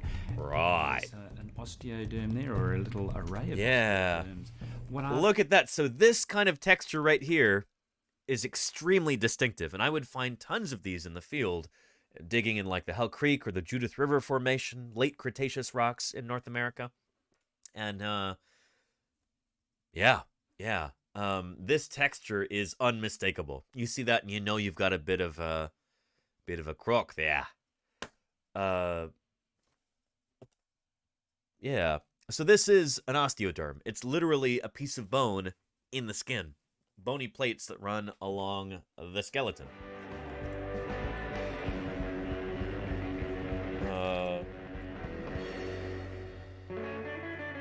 Let's see if I can find you a nice image. There's a crocodile osteoderm right there, I guess from an alligator. But that texture, extremely distinctive.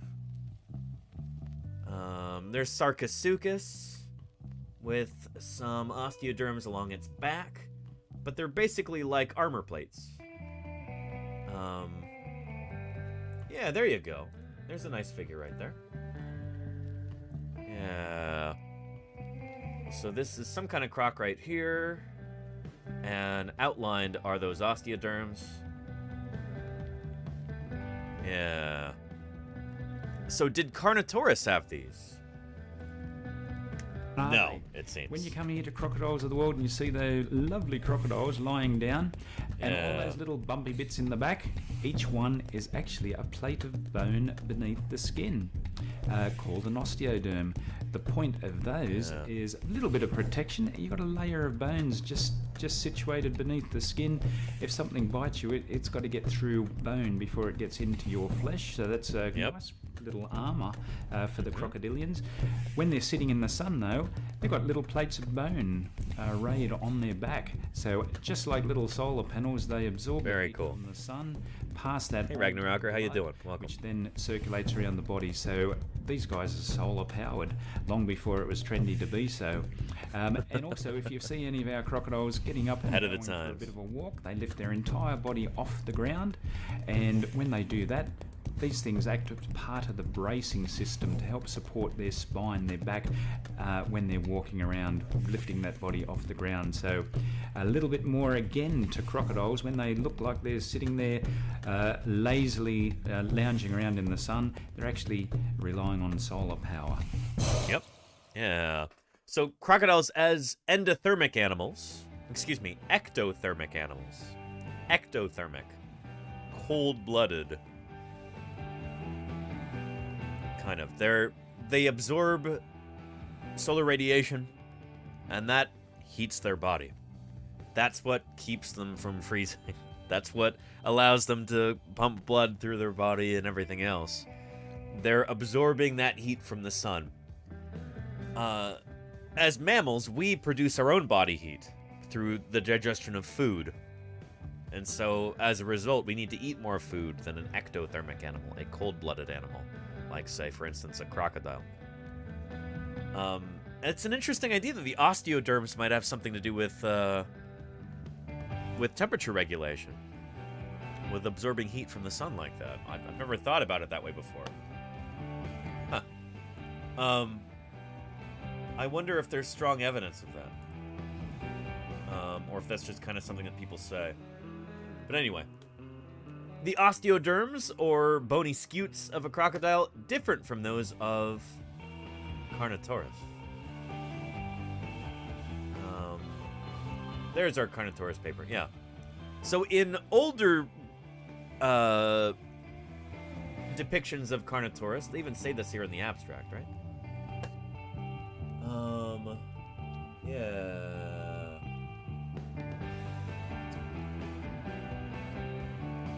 They don't form... So those... They're not actually osteoderms, they're not bones within the skin, they're just big, kind of beefy scales, I guess. They're called feature scales. The feature scales are randomly distributed and neither form discrete rows nor show progressive variations in size along parts of the body. So this is very different from what you see in, for instance, Disney's Dinosaur, their depiction of Carnotaurus from the year 2000. It shows these scales, they actually look more like osteoderms there. But they're in, like, discrete rows. Almost like you would see in a crocodile or something like that. You know? It's a beautiful, beautiful creature design. They did a wonderful job with it. But nowadays we recognize they don't actually go in neat rows like that. It would have been a bit more haphazard than that. I wouldn't call it random distribution. Random is the term that the authors use here. That's not random. This is still fairly regular, but it's not like in discrete rows, at least. Yeah. Anyway. But yeah. Yeah. And Rex Cool Guy says there are hard points for the attachment of missiles, gun pods. Hadn't been for that great dinosaur who saved us from the American forces, we would all be dead. Wait, is that true, Afro Bandit Girl? What a dire story. 8 months already? I feel like it was just yesterday I was here. Also, Carnotaurus, one of my favorites. Very nice, Afro Bandit Girl. Great to see you back. Thank you for the 8 months of support there. Really appreciate you. Thank you, thank you. Holy moly. Good stuff. Yeah. But Rex Cool Guy, a funny joke here, that these are hard points for the attachment of missile pods, gun pods, things of that nature. Certainly, yeah. This isn't Dino Riders. But yeah. Yeah. Anyway. Good stuff. Good stuff. Yeah. And holy cow, they've got... Those are the horns in the field. Holy moly. I've never seen these photos before. That's very, very cool. Oh, really neat. That's beautiful. Really, really nice. Yeah. And there is Stephen and Sylvia Cherkis's model of Carnotaurus. Yeah. Life-size restoration of the head of Carnotaurus by Stephen A. and Sylvia J. Cherkis of the Los Angeles Natural History Museum in 2006. And showing the feature scales and posterior part of the upper and lower jaws. There you go. Yeah.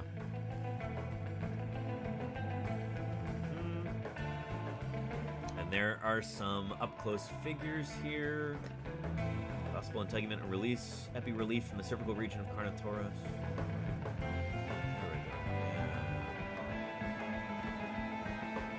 Very cool. Very, very cool. If anybody would like to take a look at this paper themselves, if you really love Carnotaurus, want to learn more about its skin, there's a link right there for you in the chat.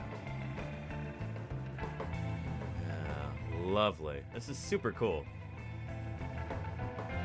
This might be the big theropod dinosaur with the most skin preserved, which is really, really neat.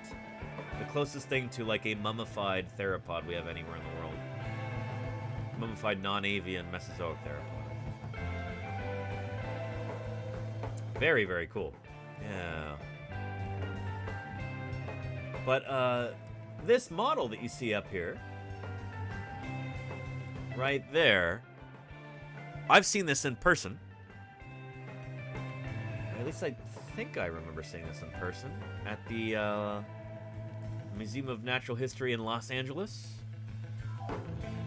This, ladies and gentlemen, might be part of the reason why this animal happens to be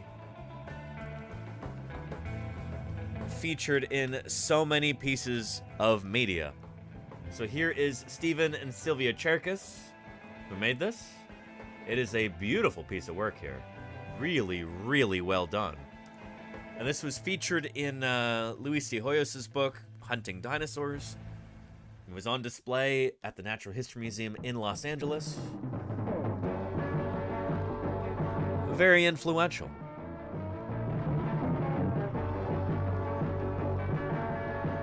It's kind of easy to imagine movie producers, people in Hollywood, video game developers, other people who might live in or around Los Angeles, waltzing into the museum there and being confronted by this dinosaur and going, "That's a weird-looking T-Rex.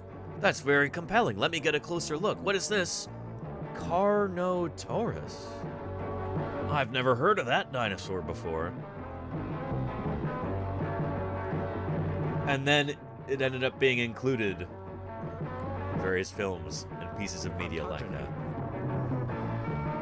The museum in Los Angeles, what we used to call the LACM, the Los Angeles County Museum,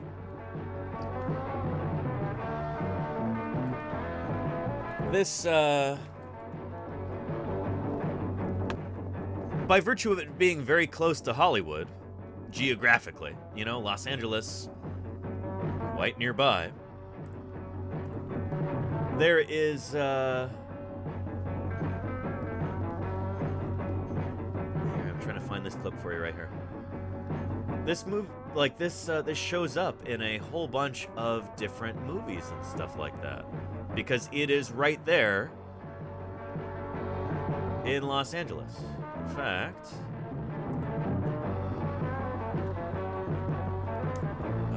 here is a little clip right here. This is from the movie 13 Ghosts, if I remember correctly, which didn't have anything to do with fossils at all, but this is like a low-budget, kind of low-grade, scary horror movie. And the dad in the family in the movie is a paleontologist. And that doesn't have any bearing on the plot at all, it seems. But, yeah. But it seems like they just had an easy location that they could film at there. And so they just decided to throw that in. That kind of happens a lot with that museum in Los Angeles.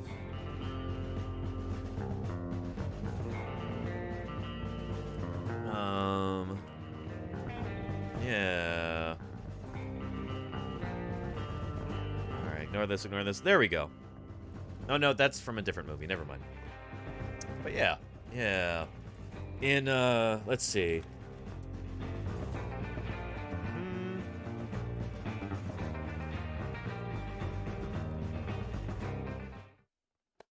This is the Jimmy Kimmel Show, and he films in Los Angeles, presumably. He's LA-based. And every once in a while, they go down to the museum, like you see here. As you know, LA has a football team again. The Rams are back, and there's a player on the Rams named William Hayes, who there are two interesting things about William. One is he believes in mermaids, and the other is he does not believe in dinosaurs. For real, he thinks dinosaurs are a hoax. I think he's kidding. By, some very rascally archaeologists. I don't know. But Paleontologist, please. Oh, boy. I decided to take William on a field trip to the LA Natural History Museum, where they have all sorts of dinosaur bones. And here is my dinosaur day with William Hayes.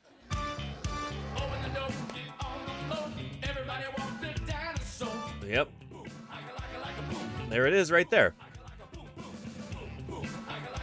So, oh boy. How old were you when you realized you didn't believe in dinosaurs? I don't ever really believe. I never really believed. Never? No. So even as a little kid, when you were learning about dinosaurs, you didn't believe them? I mean, to be fair, this guy probably never got a chance to learn about dinosaurs, which is really sad. I don't have a big imagination. Yeah. Listen, I think skepticism is a good quality to have. I think we should challenge the things we're expected to believe. Okay. I mean, not necessarily to this extent, but let's take a look around and see what you think. No doubt about it. Yeah. Look at that. There you go. It is a beautiful museum. Move you in any way? Absolutely not. So what do you think these are? Like clay. Maybe it is clay. I don't know. Hey, how you doing? Hi, good morning. Hi. Hi, my name is Daniel. I'm an educator here for the Natural History Museum. Oh, we need you, Daniel. Please. World Have you met collection of people who don't believe in dinosaurs before? Yeah, every now and then we do get people who don't believe in Are you dinosaurs. able to persuade them that dinosaurs are real? I give the facts and some of my personal experience with these. Okay. Your personal experience. Yeah. Anyway, and Freelancer, I'm not convinced that this guy, like, I think he's got a real sense of humor, and I think he basically is just kind of, this is like a press strategy, like Golganek was saying. Yeah. Anyway, but the point is, Los Angeles Museum, right there. It's right there by Hollywood. This is a huge media center in the United States. That is like the center of U.S. media is Los Angeles County. New York, eat your heart out. Hollywood, the LA basin is really where it's at. And so as a result, things at the Los Angeles County Museum are tremendously influential. They get featured in media all the time. We just watched this video last week, didn't we? Yeah. And sure enough, it is also from Jimmy Kimmel. Yeah. And Trappy's in LA County. There you go, Trappy. Yeah. Same museum right here. Have you ever been to this museum before? Yes, yeah. You have? I love it. I've spent a lot of time around dinosaurs. Let's talk about dinosaurs. If you could bring dinosaurs back, because they're not here, you know, we have bones, da-da-da-da, except in the Flintstones. You ever see the Flintstones? I saw one, and there's a dinosaur. And there's dinosaurs and people at the same time walking around, but it's a cartoon. There were never people and dinosaurs. Anybody know the theme song to the Flintstones? He's right. It goes, Flintstones, meet the Flintstones. It's rhythm changes. Anyway, but this is all here at the museum in Los Angeles, and they bring forth Nathan Smith, who's a paleontologist there, and they don't really let him say anything. They must have edited all that stuff out. But anyway, the point is,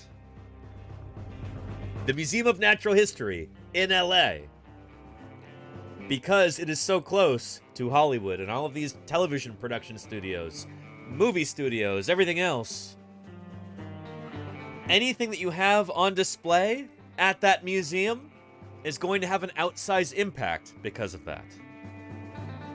You know, back when I was working at Museum of the Rockies in Bozeman, Montana, or the Badlands Dinosaur Museum in Dickinson, North Dakota, we would always think about, like, what kind of an impact is this going to have on the public, the things that we choose to put on display, what we write in the like, our text for the explanatory placards and stuff like that. Because, you know, it's going to have some kind of influence on the people who come in and see that. In LA, it's like that times 100 or 1,000. Because the people who are coming to see that are people who are movers and shakers in media. So I think Stephen and Sylvia Cherkas's Carnotaurus model that they made for the museum in Los Angeles, this was hugely influential, and this might have had an outsized influence there. I would not be shocked to find out that the people who made the decision to put Carnotaurus in the movie, in Disney's Dinosaur movie in 2000, they were influenced by seeing this model on a visit to their local natural history museum. You know? It would make a lot of sense. Might be a difficult thing to prove, but, yeah. Very influential museum there. So, yeah. Yeah. And that it used to be at LACM. I don't know if I don't think it's still there, Patch. But it definitely was while Carnotaurus was kind of becoming more and more popular. Again, this is what the whale anthropologist was saying about this earlier. He says, Carnotaurus is one of my favorite examples of how dinosaur charisma doesn't work like modern organisms do. We have a single specimen, and yet it's been a fairly famous beast. A great example of how phenomenology plays a role in the creation of charisma. This is what I mean by that. Phenomenology. You know? Where did that image go? There it is. This phenomenon, this animal being, you know, put in a very prominent place in this very prominent museum, a museum that's very important based on its proximity to American media. And then you get stuff like this, you know? Disney's portrayal of Carnotaurus in the movie Dinosaur, which you could think of as actually this animal's big break. And let's take a look at a few scenes with Carnotaurus from this film. And here, give me a second here. Let me, just to be safe here, let's reverse this so that YouTube doesn't throw a fit when, flip horizontal. There we go. When I upload the VOD later. There we go. From the 2000 movie Dinosaur from Disney. That's Carnotaurus. It's like the big chief villain in this movie. Yeah. That's what it did for you. There you go, Dinosaur Viking. There you go. Yeah.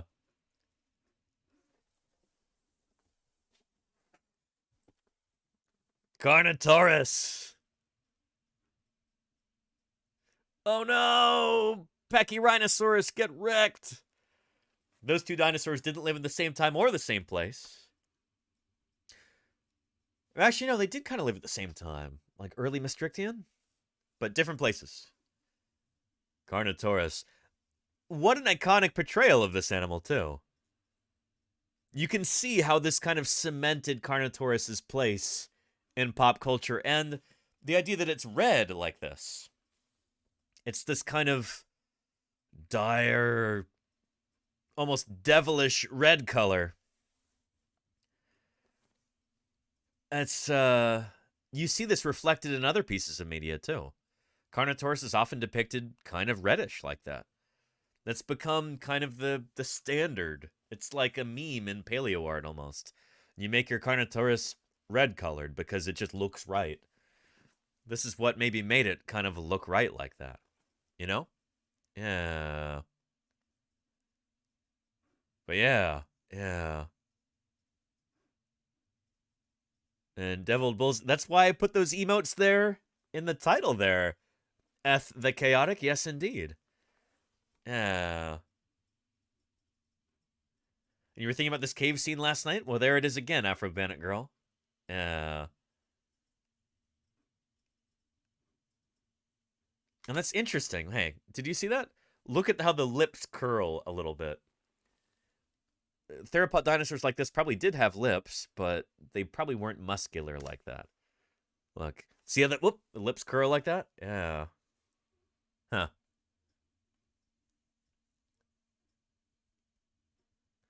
Yeah. Yeah, anywho. Carnotaurus. And, that portrayal right there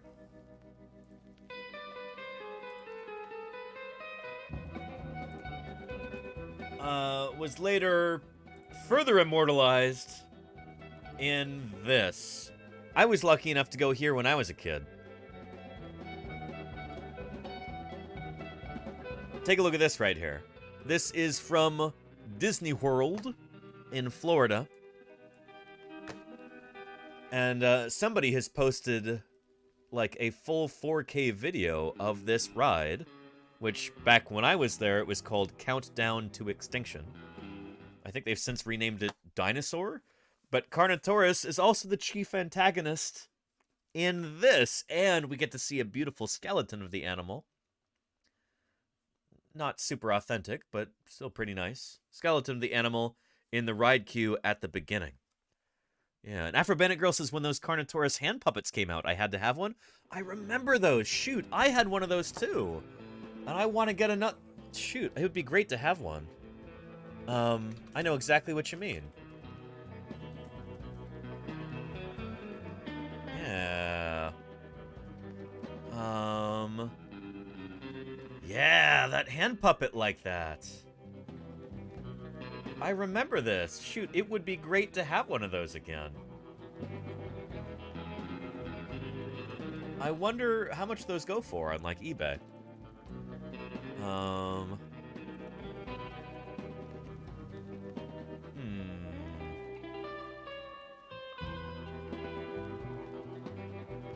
I'm not seeing them anywhere.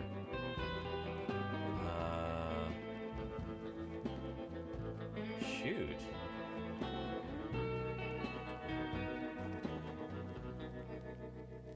Because I had one of these when I was a kid. They were like a Happy Meal toy at,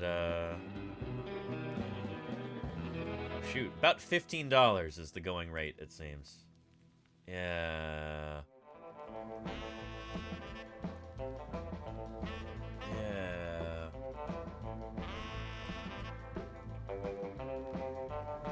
Huh. Yeah, $15 plus tax, or $16 plus tax. Interesting.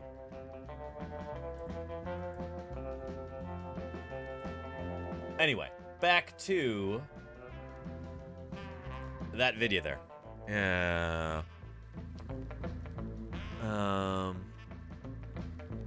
And if I can find mine, would you want it, Danny? Lenina, if you've got it lying around, if it's just gathering dust, I'd love to have that, yeah. Sounds great, Lenina. Yeah. Here, let's check out this. And sound is on. Good. There we go.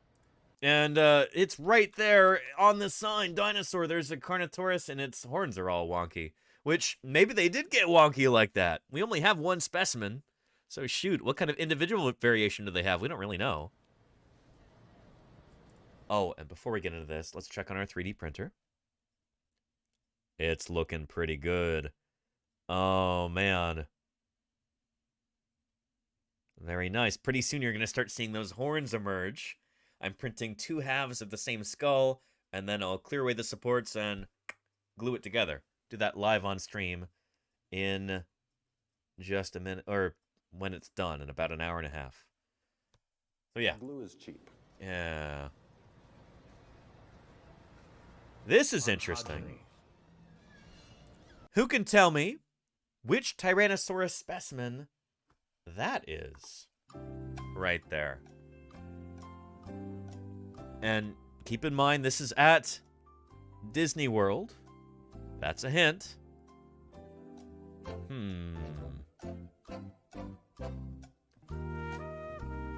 What do you think, chat? What do you think? Disney? McDonald's?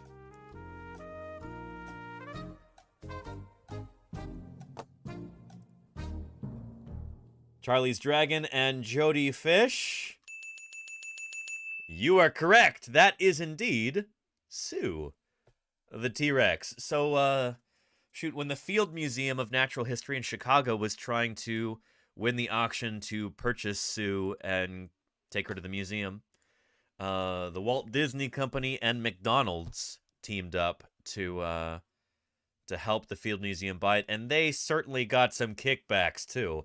Where here at Disney World they've got, I think, 1 or 2 or maybe even 3 different casts of Sue. So they got that in return, and also I think McDonald's got to put in a McDonald's location in the Field Museum. Anyway, yeah, nothing comes for free when you're working with big companies like that. Anyway, the whole saga of Sue is a sad and tawdry one, but at least she didn't end up on some, in some wealthy person's collection. At least she ended up in an actual museum, But yeah.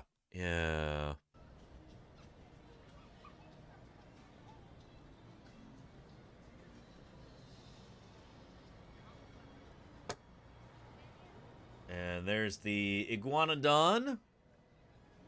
We'll be talking all about Iguanodon, of course, on Friday's stream. Because it's the birthday of Mary Mantell, who may or may not have actually discovered Iguanodon. We're going to be talking about that. But yeah, anyway. Iguanodon.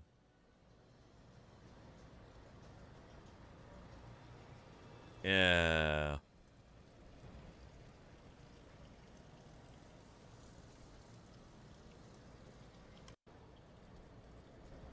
Very personable face on that Iguanodon. And there's Carnotaurus right there. Dark places and scary dinosaurs.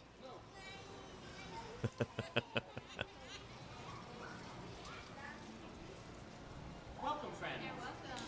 You'll have fun. Get some good shots. And this is really interesting because the whole ride queue, the line going to go enter the ride, this is supposed to be like a dinosaur museum. That's the setting that they're going for here. So there's an Albertosaurus skull. This is some sort of Chasmosaurine ceratopsian. Is that Anchiceratops or a Rhinoceratops? Shoot. I'm going to say Anchiceratops. Just guess.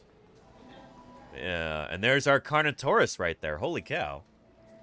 And this is based in part on the actual Carnotaurus material, although they make it look a lot larger. They had to kind of embiggen it to try and make it more scarier for the ride. So this is... they try to make it basically Tyrannosaurus sized here. Yeah.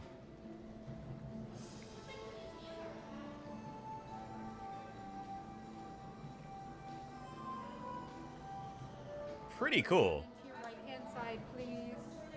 Pretty cool. In fact, I bet you I can find you... Most extraordinary group of animals that have ever appeared on this planet. The dinosaurs. Let's see... thank you, Of Cats and Coconuts, for the follow. Welcome to Paleontologizing. How are you doing?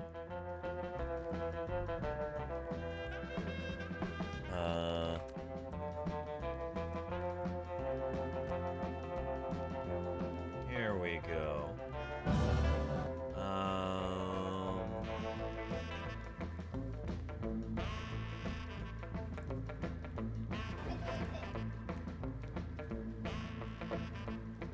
I don't know if we'll be able to... They've got a really cool, pre-show thing, where if you were standing in line for a really long time...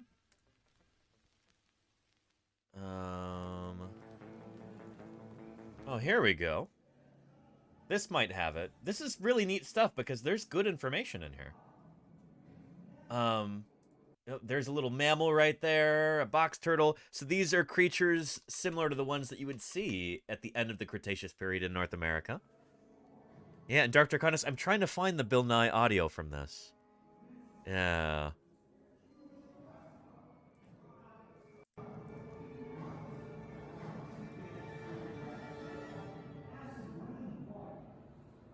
Very cool. Yeah.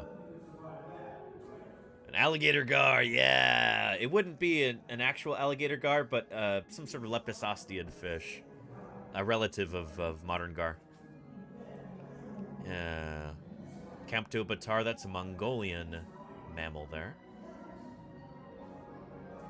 Yeah. And, whoop.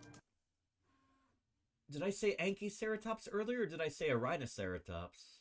This looks like Anchiceratops.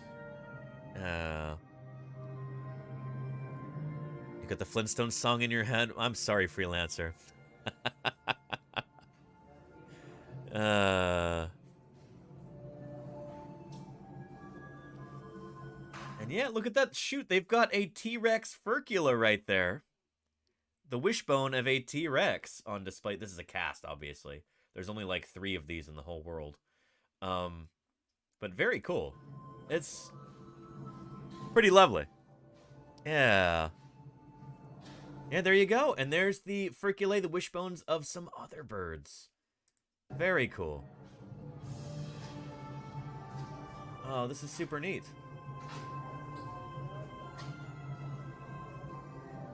Yeah. Various Cretaceous fossils here. Neat stuff. So they're... The whole point is that this is supposed to be like, you know, a museum that you're walking through. That's the illusion they're trying to sell here. And they've got beautiful paintings through here. It's a lovely... I think this is supposed to be Dromaeosaurus right here. Yeah, we don't actually really know what Dromaeosaurus looked like. It's an extremely poorly known dinosaur, but that's the cast that you see all over the place. There must have been a commercial outfit that would make those. Maybe Research Casting International or Black Hills Institute or somebody. Yeah. Big old Protostega or Archelon up here. Probably Protostega. And that's probably supposed to be the KPG boundary. Yeah. Neat. And it'll be gone in a few years. You're kidding me, Dark Tarkanus. Shoot. That's too bad. They're getting rid of this? Oh, and KPG boundary, that's the Cretaceous Paleogene boundary. The boundary between the Cretaceous period and the Paleogene period. That's where the asteroid hit the Earth, threw up all of this dust, you know, all of this soot. That's the extinction layer right there. It doesn't actually look like this in real life. It's far less dramatic, but I like the idea. You know, they tried, you know? And Blade Return says, is there a way to properly store fossils to stop them degrading over time? Do you find that some museums should not be trusted to hold on to these artifacts? Museums are the best place for fossils, Blade Returns. Yeah. Occasionally things go very badly wrong, like, I don't know, some bad stuff happened to some fossils in Germany in the Second World War. But that's because the Nazis took over and just ruined everything for everybody. And caused those fossils to be destroyed in the Munich Museum, for instance. The original Spinosaurus material, gone forever, destroyed. But yeah, no, apart from that, a museum is the absolute best place for fossils. Yeah. Yeah. So anyway, Blade Returns, I hope that answers your question. Yeah. Occasionally, even bad things happen to museums, but more so than in, like, a private collection. Private collections, you know, if the owner dies, they could be sold off. They could be lost. They could also be destroyed in a fire. You know, they could be stolen. There's a million things that can happen to fossils in a private collection that are far less likely to happen in a museum. So yeah. Yeah. Auctioned Murph. There you go. Yeah. Oh, in this theme park display. Oh, those were casts. Blade Returns. There were a few actual fossils there that they clearly purchased, but they were pretty common things like gar scales and insects and stuff like that. Yeah. There might even be like a few fragments of actual dinosaur jaw or some dinosaur teeth here. Can't tell what those are. No, those are crocodile bits. And gar scales, very common. I've got some gar scales in my office. So these things are pretty common. But, yeah, the other stuff that you see, like this Dromaeosaurus right here, that's a cast. It's a replica. Same with our Carnotaurus over here. Also a cast, a replica. Yeah.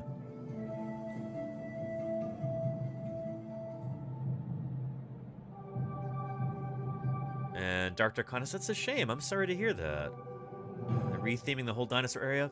Disappointing. It's the only reason I'd want to go to Disney World, you know? So I guess they've lost my business, if that's the case. Hey, up here! It's me, Bill Nye the Science Guy. Check out the big blue marble. That's planet Earth 65 million years ago, near the end of the Cretaceous period. The continents looked a lot different than they do today. And on every one of them, dinosaurs ruled. Yeah. These magnificent creatures disappeared. I'm glad we found this. This is neat. It's just about the biggest mystery in the history of our planet. Oh, not anymore.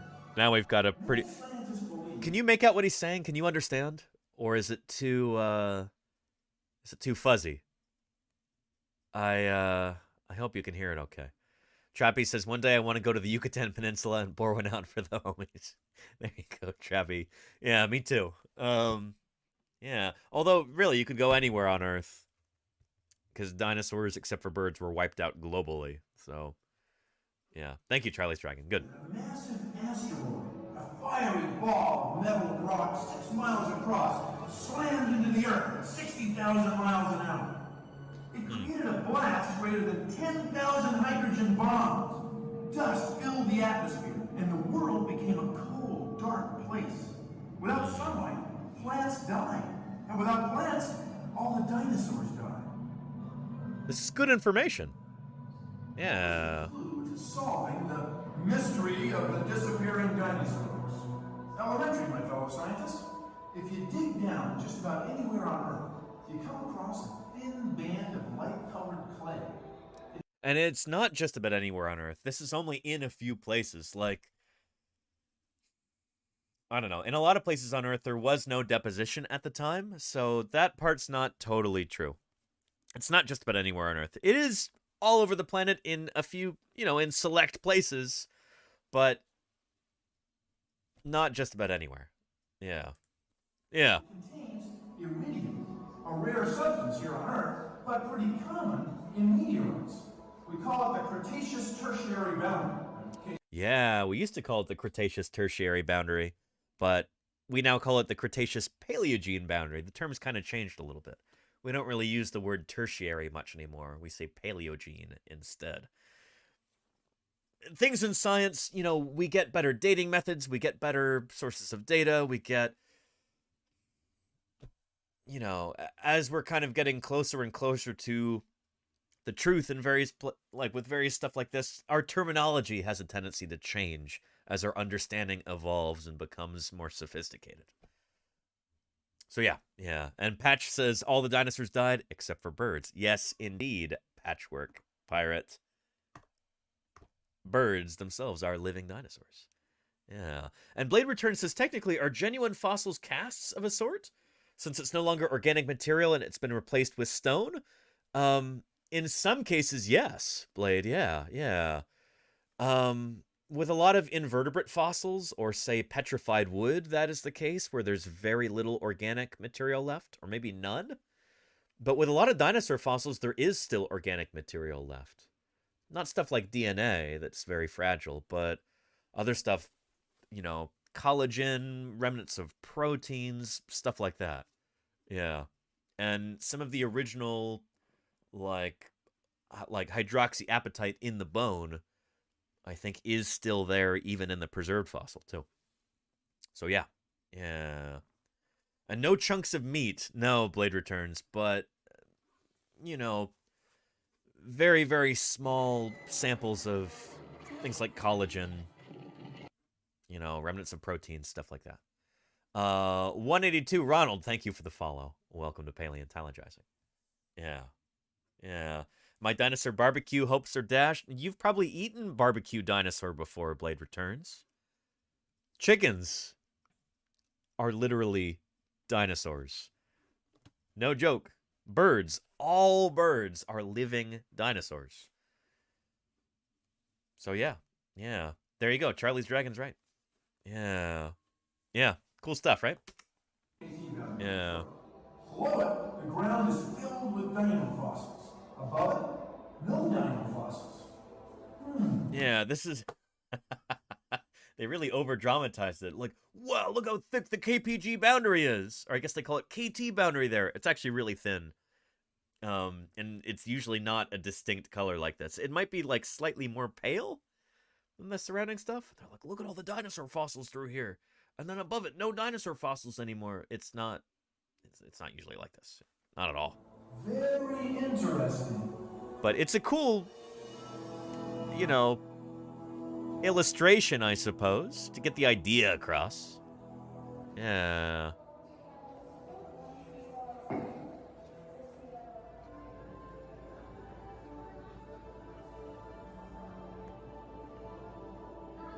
And then they've got a little explanatory video here.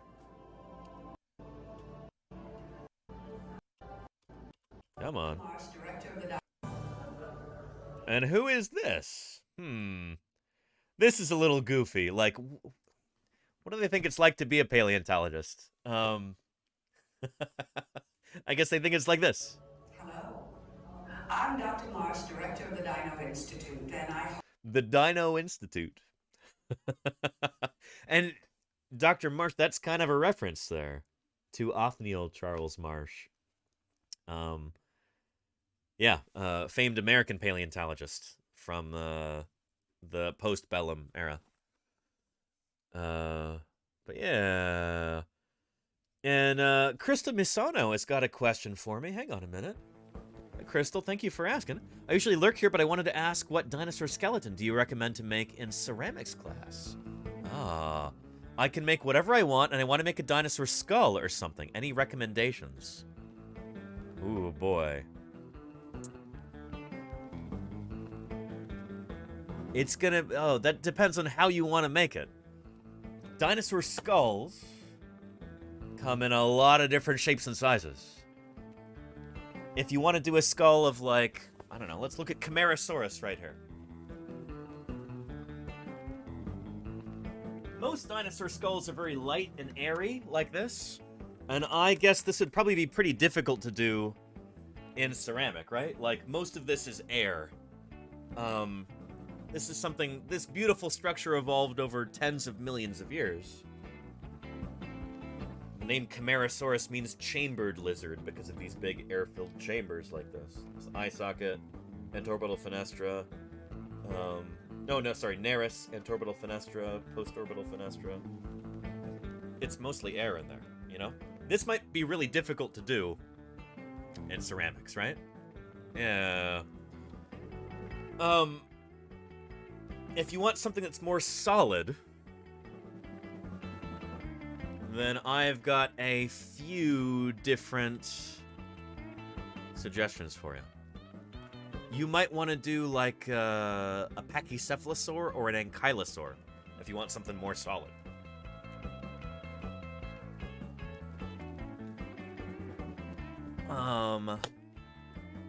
There we go.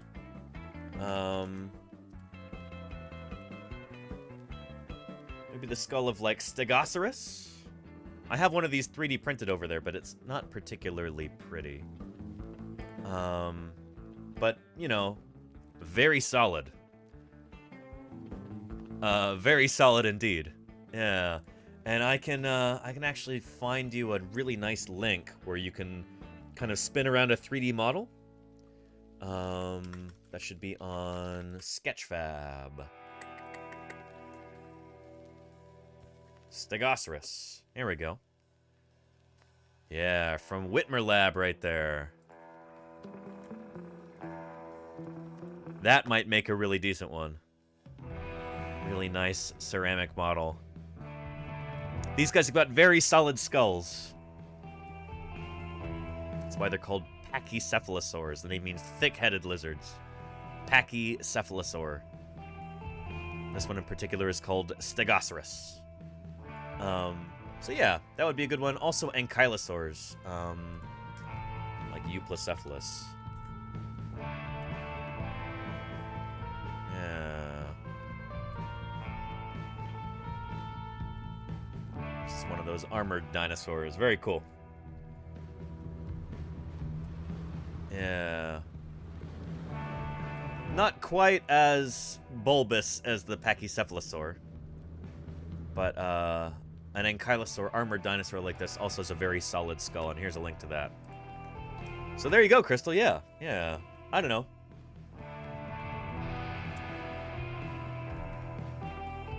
Hopefully that helps a little bit. Yeah. And a stegosaur would look good. Maybe. Yeah, they've got kind of longer, more cylindrical skulls, though. I don't know. Stegosaurus is cool, but I don't think it has the most charismatic skull. When I think of a Stegosaurus, I think of those dorsal plates and those tail spines, So yeah, you're welcome, Crystal. Thank you for your excellent question there. Yeah. Here, let's go back a little bit and watch this little introductory video. Hello. I'm Dr. Marsh, director of the Dino Institute, and I hope you enjoyed those quaint exhibits in the old wing. That's how dinosaurs have been presented to the public since the study of fossils began over 150 years ago. Those are actually pretty modern exhibits, to be fair. Today, that Bell's approach is about to become extinct. In a perfect blending of science and technology, the Oh boy. Institute has created the Time Rover, an amazing vehicle that will literally transport you to the age of the dinosaurs. How? That's proprietary. But the result is a breathtaking journey through a prehistoric world where you will witness the most spectacular creatures to ever walk the earth. In a moment, you'll be going live to our control center for a comprehensive safety briefing, and then it's on to the tour that will convince you forever that the future is truly in the past.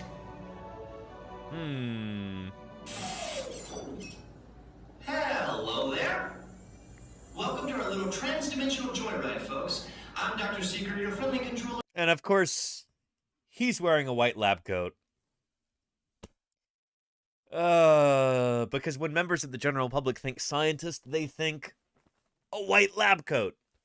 I have never once worn a white lab coat while doing science. I've worn lab coats while doing other things, like screen printing. But never once while doing science. Yeah. Heck of a paleontologist, if I do say so myself. But let's not talk about me. Let's talk about you. And how you can help me make history today with the Time Rover. It's like this. If I can bring you back from the Cretaceous period, it stands to reason that I can bring back a live dinosaur with you. And not just any dinosaur. Take a look at this guy. He's an iguanodon. And I'm certain that he is the key to understanding these magnificent creatures. Interesting. Yeah, David Norman might agree with him on that. Who studies iguanodontians. Anyway, yeah, iguanodon famously from the early Cretaceous period. Iguanodon from the early Cretaceous. Keep that in mind. Early Cretaceous period for iguanodon. I tagged him with a locator during an unauthorized field trip. Otherwise, I'd be traveling with you. Right now, our dino should be about here, at the very end of the Cretaceous period. That's the really funny thing about this is iguanodon is from the early Cretaceous, and yet the whole ride, like the idea is, it's countdown to extinction. Because of course they send you back to the very last moments of the Cretaceous period. Holy cow. The Cretaceous period itself is like 80 million years long. And then send you back to the last 4 minutes of it, That's where you're going to be. Arrived, it seems, just in time to correct a little misstatement. Dr. Marsh. That is impossibly close to the giant asteroid impact that destroyed most life forms on Earth. Our tools are designed to take you to the early Cretaceous period, and I can assure you that all time rovers have been securely locked on those coordinates.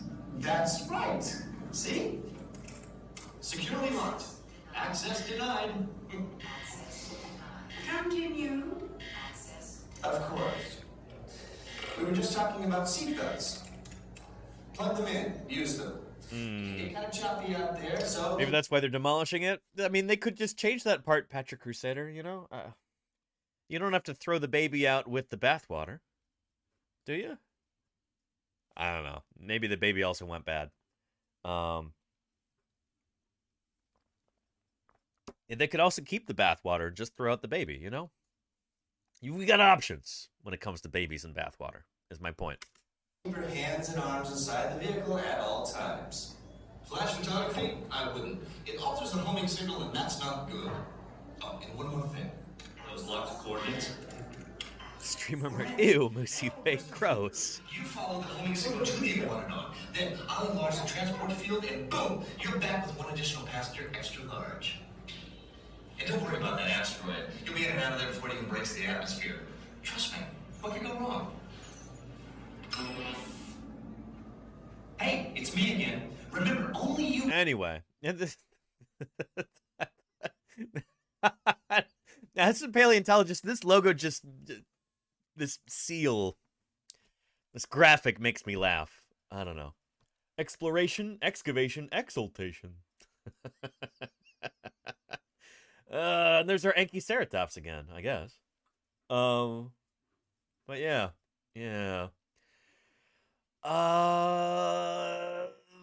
There it is.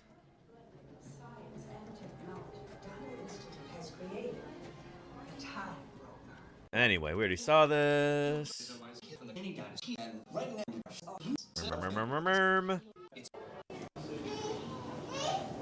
There you go.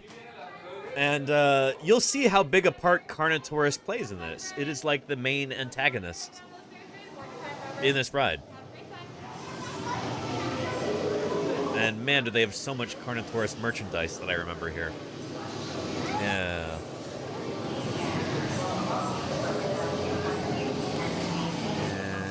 I don't know who that is, Freelancer. What? I don't know who that is, Freelancer.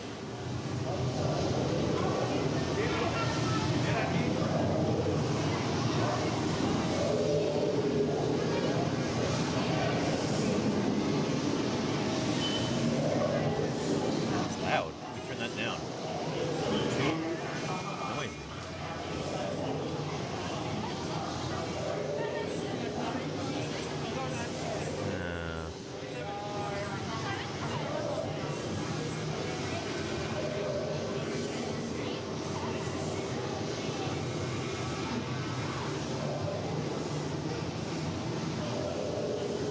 That I'm not a fan of horror movies. I mean, there's a few horror movies that I enjoy. But yeah, the genre as a whole is not my favorite necessarily. That's fair, Lenina. That's fair.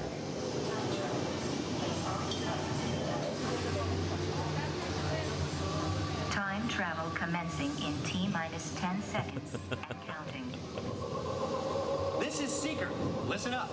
We've got to get in, grab the iguanodon, and get out. Freelancer says, please ask for that Dino Institute welcomes you plaque if they are going to get rid of it. Hey, I would take it. Absolutely. And there are so many things that I would love to have. Holy cow. They've got some really, like in the McDonald's restaurant there at Dino Land or whatever they call it. There's such, it's so cool. It's so cool. Here, let me find you.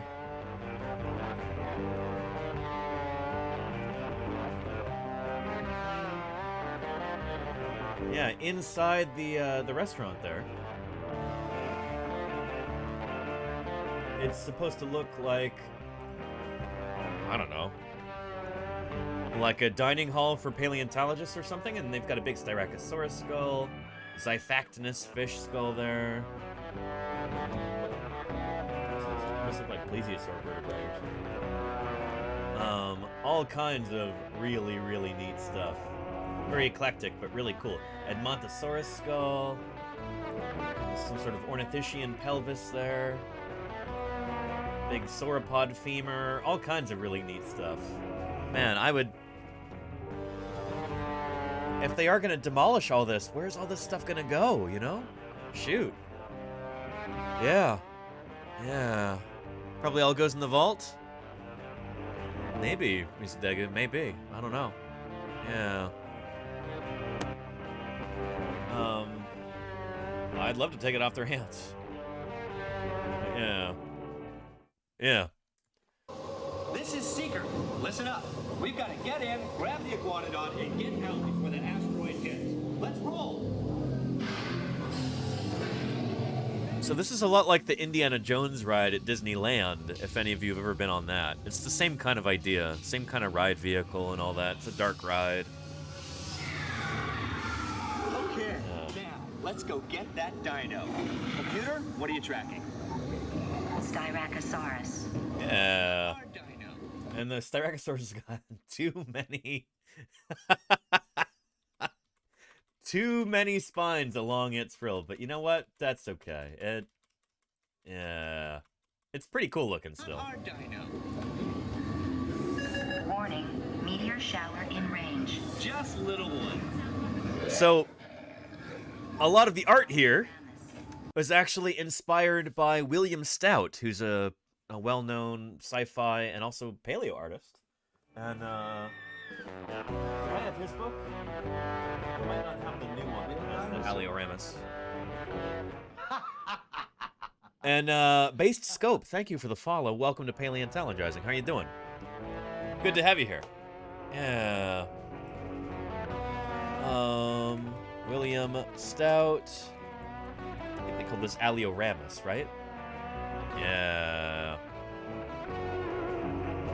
That illustration right there may or may not have been commissioned explicitly for this ride.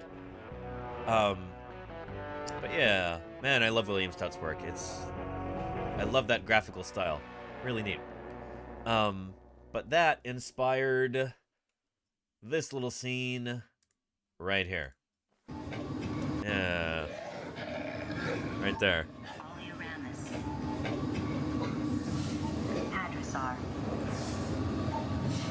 It's a Parasaurolophus. Time to get serious. That's supposed to be some sort of dromaeosaur, I guess. I'm tracking a big dino on the scope. Could be ours. Computer, full stop. It is ours. Carnotaurus, the subject of our stream today. There we go. Yeah. Carnotaurus. Definitely not our dino. Go, go, go!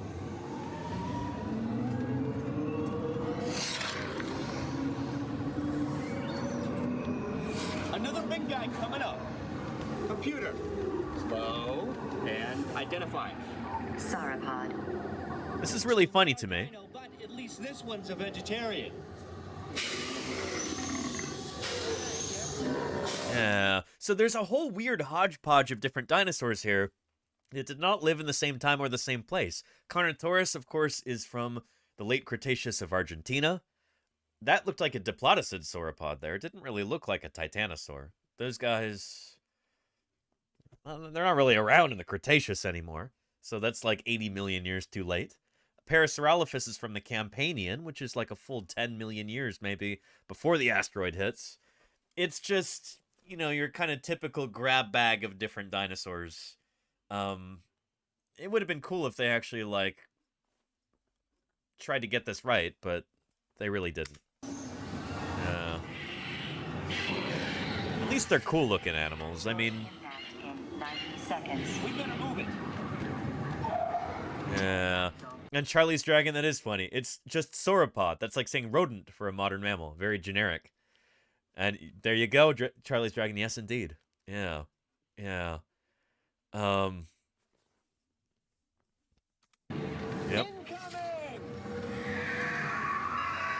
Asteroid impact in 60 seconds. We can't stop now. Keep going, keep going. Compsognathus. Compsognathus, of course, is from the late Jurassic of Germany. So like a full 80 million years before this time. Probably more, actually. I think Compsognathus is about 160 million years old, so that's like 90 million years before this. Oh, boy. What's happening? Loss of traction. There's Carnotaurus again. Warning. Evasive maneuver. Left, right, left, right. That was close. Computer, now what? Carnotaurus. Really impressive animatronics in this. Like, they're very big. Abort mission. Abort, abort. iguanodon. Forget it! Get them out now! Asteroid impact. Brace yourself! This is it! Carnotaurus again.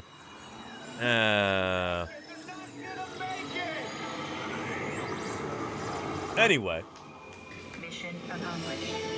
So there were, what, 3 or 4 different Carnotaurus animatronics in that, full size. Thanks for everything! And we've only got one skeleton of this animal in reality. I just think that's kind of funny. That one skeleton of this creature right here, only one that's ever been found, and this animal has got such an outsized impact on popular culture. You know?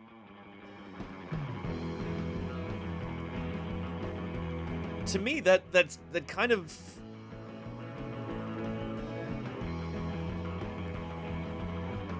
it kind of reflects something important about dinosaur paleontology. As dinosaur paleontologists, people like me go out and we dig up dinosaurs and we don't get paid well for it. We've got very limited budgets. I'm sure when Jose Bonaparte was digging up the holotype of Carnotaurus, they actually had pretty decent funding from National Geographic, but still, you know, they're sleeping in tents every night. They're probably eating canned beans for dinner. You know, working in the hot sun, swatting flies all day. And yet this animal, since then, has appeared in all of these different kinds of media. And like big, multi-million-dollar theme park rides. Huge budget Hollywood movies. Like, if you were just to tally up just the amount of money that's ever been made from selling Carnotaurus merchandise, how much would that be? It would probably be in the tens of millions of dollars, just from Carnotaurus toys and hats and souvenir cups from McDonald's and everything else. You know? All from one skeleton dug up in Argentina. And the people who dug it up and described it and everything, they've never saw a dime from that, I'm sure. The people who published this recent paper on the skin of Carnotaurus, they're not seeing any of that money either, you know? It's interesting. It's interesting to think about, you know? Yeah. So yeah. And Dr. Terrace has earlier stated that Carnotaurus was it's among the biggest of the abelisaurs. I thought it was now Pycnonemosaurus, the biggest abelisaur. I'm not even familiar with that one. I'm guessing that's based on really fragmentary material, Dr. Terra. Let's look it up. Pycnonemosaurus. There we go. Yeah. So we've got a partial pubis, I guess we've got some proximal caudal centra, and then part of a tib and fib, I guess. Yeah, I don't know. I guess it would be pretty big. Where is it from? From Brazil. 70 million years ago. There's a chance that it is the same animal as Carnotaurus, actually. Shoot, there's not very much material there. Yeah. And some of the material is non-overlapping, you know? Like that tib and fib. I guess they do have part of the proximal tibia. But yeah. So size comparison. Yeah, it might be slightly larger than Carnotaurus, I guess, but the thing is, it's so incomplete that, like... Yeah, I don't know. I guess you could take the circumference of its tibia and use that to infer the mass of the animal. But yeah. Anyway, it's based on such scrappy material that I'm like, I'm kind of inclined to just ignore it. Yeah. Yeah. And Mikey Like says, Danny, can you explain sometime how paleontologists have any idea what the rest of the dinosaur looked like when you have just a tibia and a few spine bones? We'll talk about that right now. Mikey Likes, yeah. Let's take this dinosaur, for instance. So this dinosaur was discovered in South America, in Brazil, from the late Cretaceous. So that already gives you some clues. We know what kind of other dinosaurs we have in South America during the late Cretaceous. We can look at the bones that we have, and they're clearly the bones of an abelisaur. You look at that long, thin pubis like that, with that really kind of narrow pubic boot. That's an abelisaur kind of a deal right there. So we can tell that this is an abelisaur. Different dinosaurs, as they're, as groups of dinosaurs are evolving, they're inheriting traits from their ancestors and then they're slightly modifying them. So different dinosaurs from the same family, like here different abelisaurs, have got a generally similar kind of body plan. They're going to have similar vertebrae, similar leg bones, roughly similar skulls, stuff like that. So if you find various parts of an abelisaur, even if you don't have the whole skeleton, you can say, hey, this is an abelisaur. It's generally going to have this kind of legs, this kind of tail, this kind of torso, and roughly speaking, this kind of head. The heads actually vary a lot, but all abelisaurs have got kind of truncated snouts like this, kind of a bulldog kind of a thing going on, which I will be showing you once this is done, and holy cow, it's going to be done soon. Oh, man. Exciting. But yeah. So basically what we do is we figure out what family of dinosaurs it belongs to, and then we use the pieces of its relatives, other members of that family, to kind of fill in the gaps. And go, the animal probably looks something like this. It's not like we're just taking a wild guess and we're saying, like, oh, the skull definitely looked like this and the tail definitely looked like that. It's like, no, you're making an educated inference based on, what we know from similar animals. And with Carnotaurus, our picture of Carnotaurus has actually changed as we found more members of the same family. We kind of decided, like, shoot, it's going to have longer legs than we previously thought. Longer, lankier legs, because that's what other members of its family had. Stuff like that, And these are all testable hypotheses. You can go out and you can find a more complete specimen of this animal, and you can test your old ideas by doing that. It's not the easiest experiment to perform, but it's possible, Tyrannosaurus is actually a good example. Yeah. Where famously Tyrannosaurus has got 2 fingers on each hand. Back in the day, we didn't have a complete hand of Tyrannosaurus. So like in early museum mounts and stuff like that, like at the American Museum in New York, they showed it with 3 fingers, because that's what other dinosaurs like Allosaurus have. There we go. There's an Allosaurus hand. Allosaurus has got much beefier forelimbs than T-Rex. 3 fingers on the hands. And so in really, really old Tyrannosaurus depictions,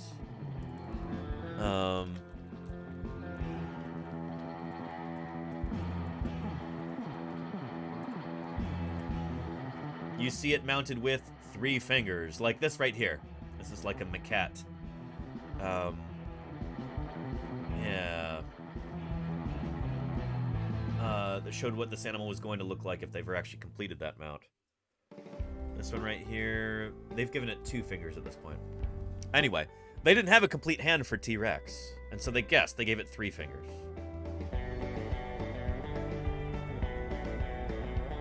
Until Gorgosaurus was discovered. And that had a complete forelimb with exactly 2 fingers. And so it became really clear this group of dinosaurs Like, they knew that this was a close relative of T-Rex, and it's only got 2 fingers on each hand. So they said, holy cow, T-Rex has probably only got 2 fingers. And then, years later, more complete Tyrannosaurus skeletons were found, and they indeed had 2 fingers on each hand. So yeah. Science is all about forming hypotheses and testing them. And that's what we're doing when we make reconstructions of dinosaurs like this. When we mount the skeletons, when we arrange the bones in certain ways, you can think of these as being like hypotheses. So yeah. I hope that makes sense, Mikey Legs. I hope that makes sense.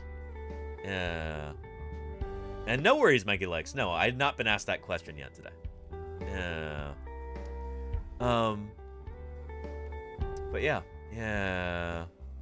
There's a secret Kenyan Abelisaur. Yeah, Dr. Terry, yeah. Lots of weird Abelisaur stuff going on in Africa. Yeah. And Golganek says, another weird question. Does it seem that our Carno has a well-protected chest in terms of bone? Almost a wraparound scapula attachment? Or do they actually have chest shielding? So, a lot of theropod dinosaurs do have that. So, like, Tyrannosaurus, for instance, had what we call gastralia. So they had this basket of belly ribs to kind of help, hold in their guts and everything. There's the gastralia right there. I don't know developmentally if these are actually bones or if these are more like ossified tendons, kind of in the same way that cervical ribs are sometimes. I don't know what this is. But anyway, we call them gastralia. Yeah. And, look, there we go. Gastralia right there.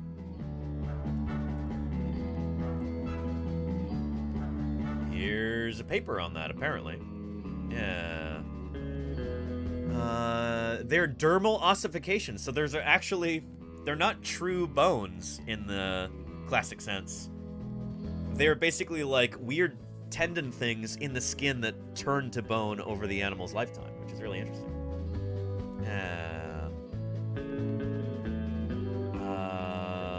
Cool stuff. Anyway, when we look at like a Carnotaurus skeleton, come on, browser.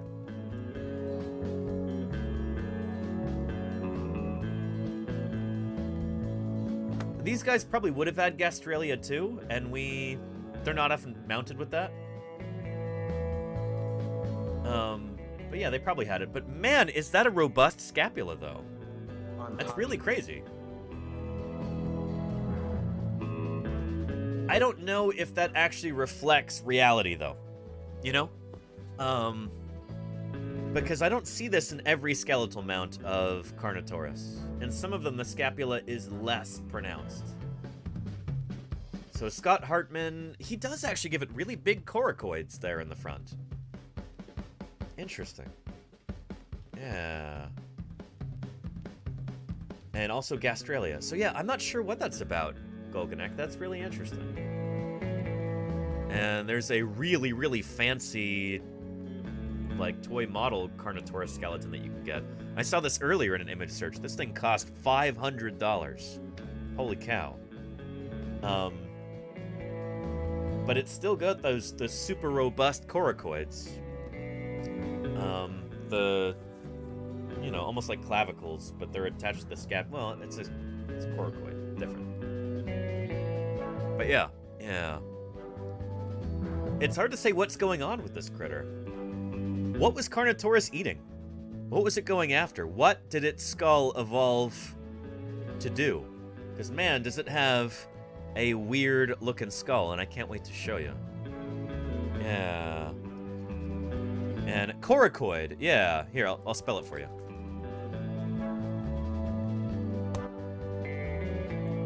Yeah. The coracoid attaches to the scapula. Here it is on us. We've got a very small coracoid. but on a dinosaur, it's much bigger. Yeah. Well, yeah, anyway, I just showed you on Carnotaurus. It's pretty gigantic on Carnotaurus for whatever reason, you know? Pretty wild how big the coracoid is on this animal. Like, the coracoid is longer than the whole arm is. That's nuts. And why is it like that? I don't know. I really don't. Super strange. Yeah. But he was eating carne. Definitely Mayor Space. Definitely a meat-eating animal. Yeah. Here, let's see how much time is left on my skull print. Give me just a second.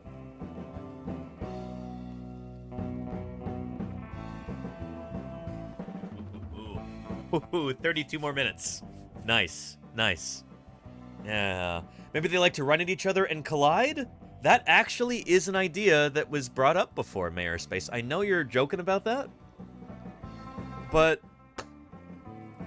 that is an idea that has been floated before. These animals may have actually run at each other and bumped heads like this. Almost like bighorn sheep or musk ox or something like that. You know?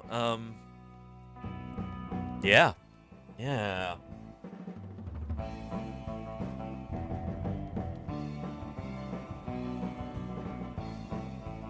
This is a really well-known illustration by paleo artist Louis V. Ray. And I love this because it highlights the weirdness of their skulls. The way that the mouth is upturned like this. Really strange. And the horns. Just, what a weird mouth. And Devil Bird, thank you for the raid. Welcome to Paleontologizing. _BRD and their 18 raiders are about to get flattened by dinosaur content. Yes, indeed. You're in the right place for that. How did your stream go? I hope it was really, really good. Welcome to Paleontologizing. Holy cow. And thank you, Jibby Won't Stop, for that follow. Welcome. Am I saying that right, by the way? Devil Bird? Thank you for raiding in. And you were doing some just chatting? Very nice. Today we're talking about Carnotaurus on this channel. Carnotaurus, this animal right here. Yeah, one of the,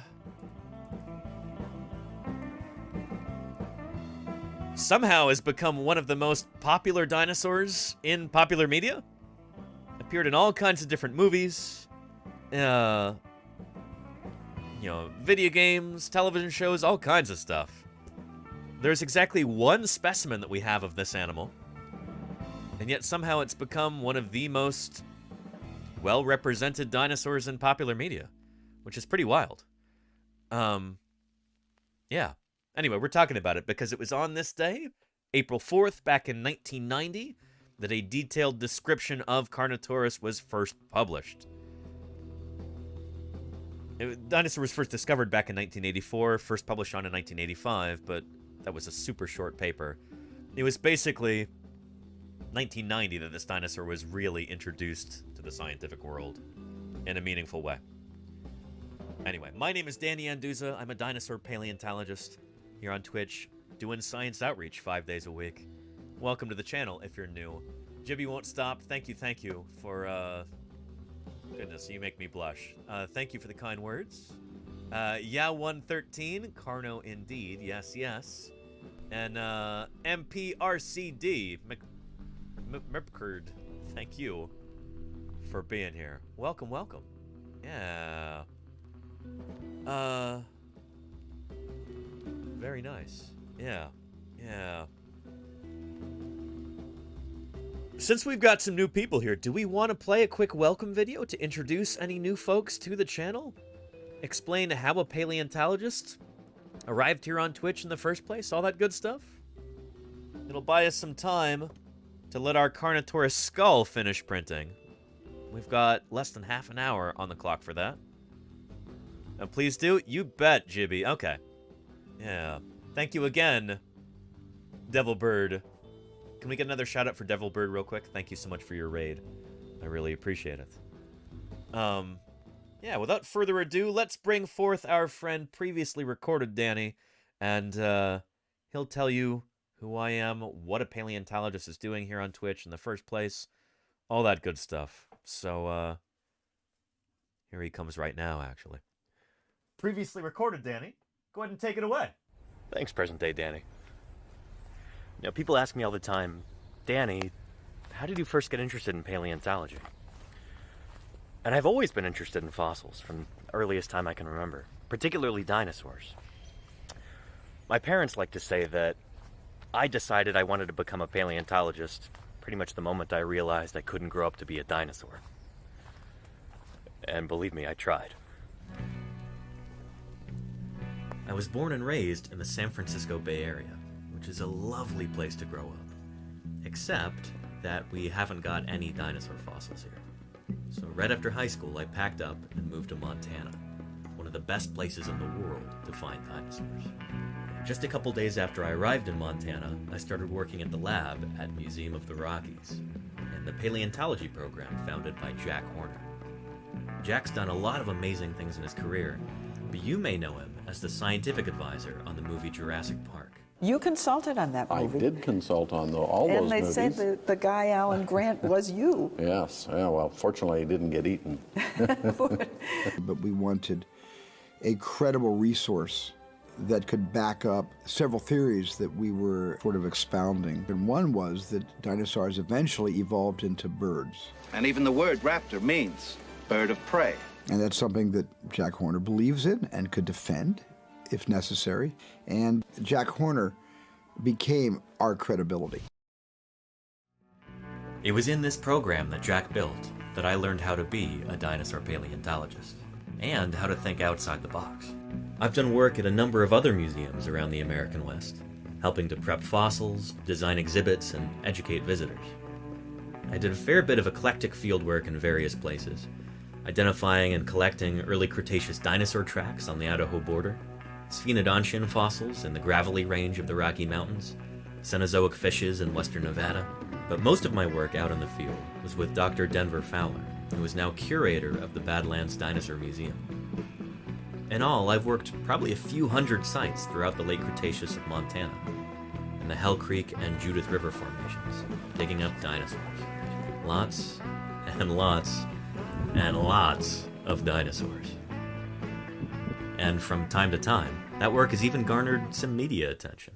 Montana's news leader.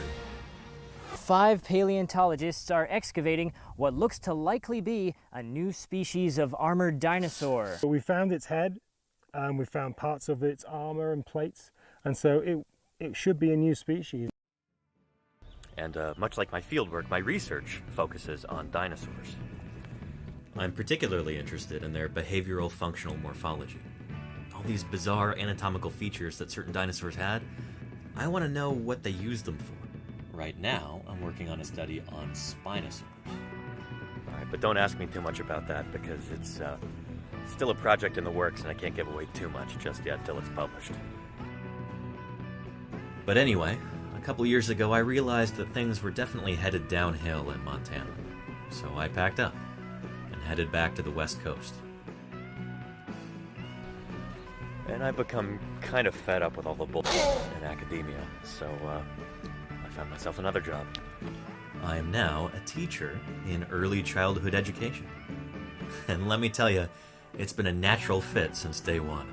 Now, given that I get to design the curriculum, my students now know more about biology, classification, and the history of life on Earth than most adults do. I've been helping raise a new generation of young scientists.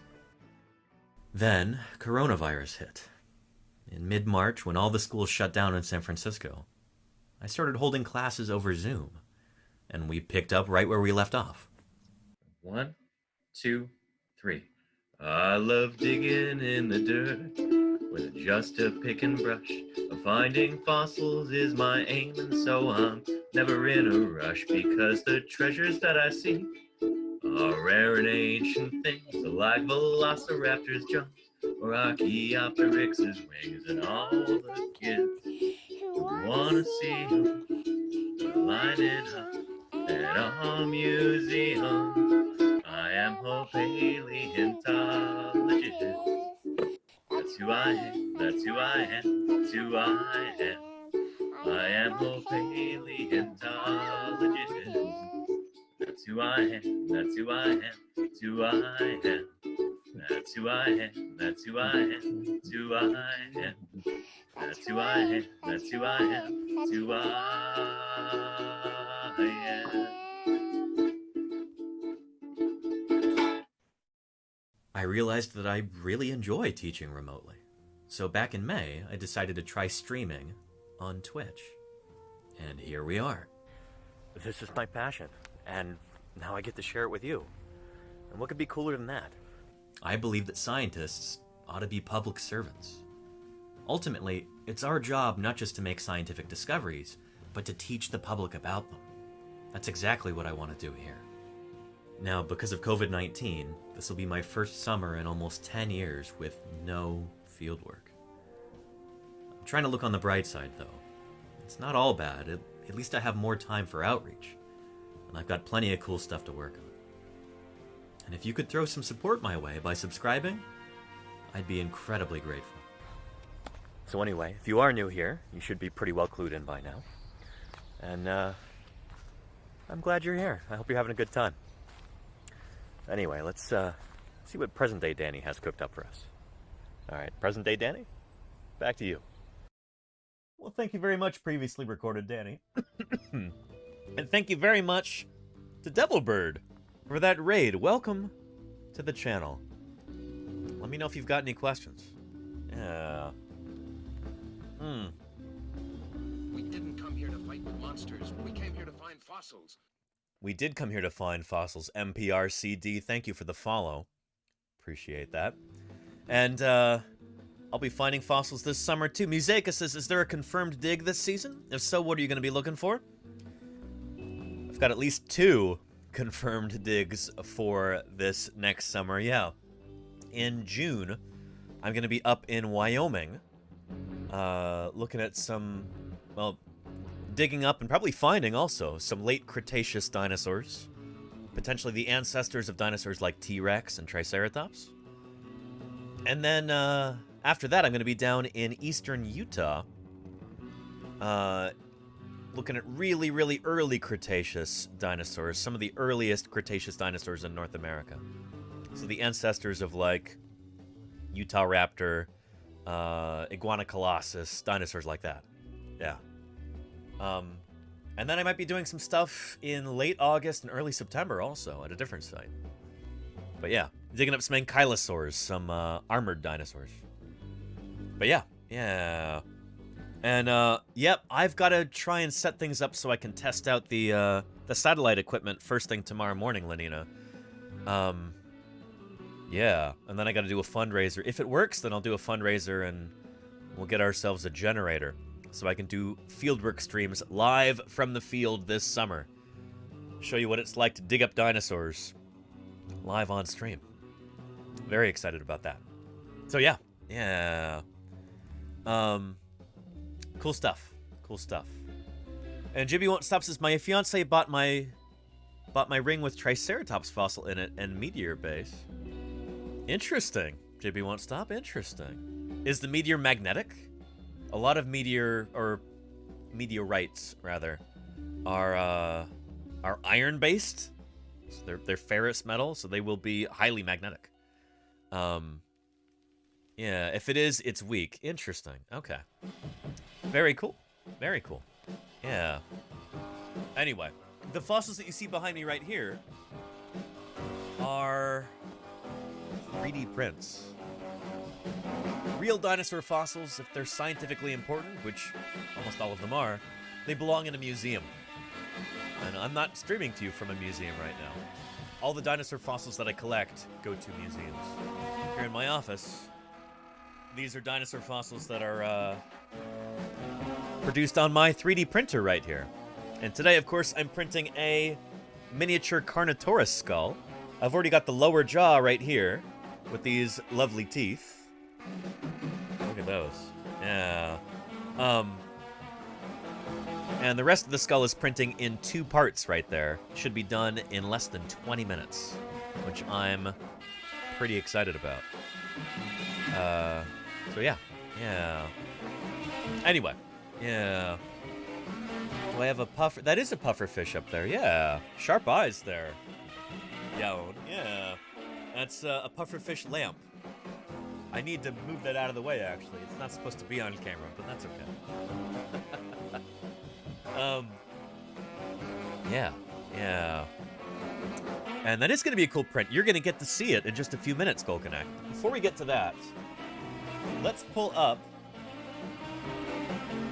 that,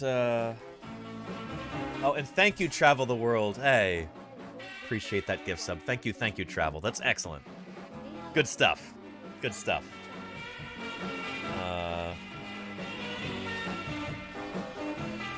Prehistoric planet Carnotaurus. Here we go. From last year's incredible documentary series, Prehistoric Planet, we've got this Carnotaurus scene, which, in my opinion, is the most authentic, most compelling Carnotaurus depiction in any media so far. But take a look at this. Yeah.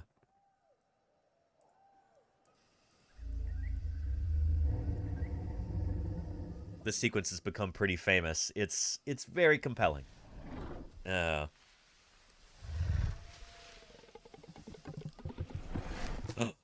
a plant-eating dinosaur. What's it doing? It's the work of a 2-ton, 12-foot-tall Carnotaurus. Yeah, clearing out a space, a clearing in the forest. Clearing this patch has taken him a long time. And I love this. Just look at how those arms are barely even there. I really do think they were most likely vestigial. The whole ball and socket joint thing, I do wonder about that. Anyway, continue. And it needs constant attention if it is to remain tidy. Yeah. The slug on legs, says Nolo. And holy cow, those legs. On which impressive. It can show off to females. Yeah. Is So this tail right here, holy cow. So the transverse processes coming off of the tail vertebrae on Carnotaurus, they go up rather than going to the side. And so this has been interpreted as basically like an extra little bit of leverage for the caudofemoralis muscle. So this muscle that attaches to the femur and then goes to these protrusions on the vertebrae, the transverse processes. You know, on most dinosaurs, here.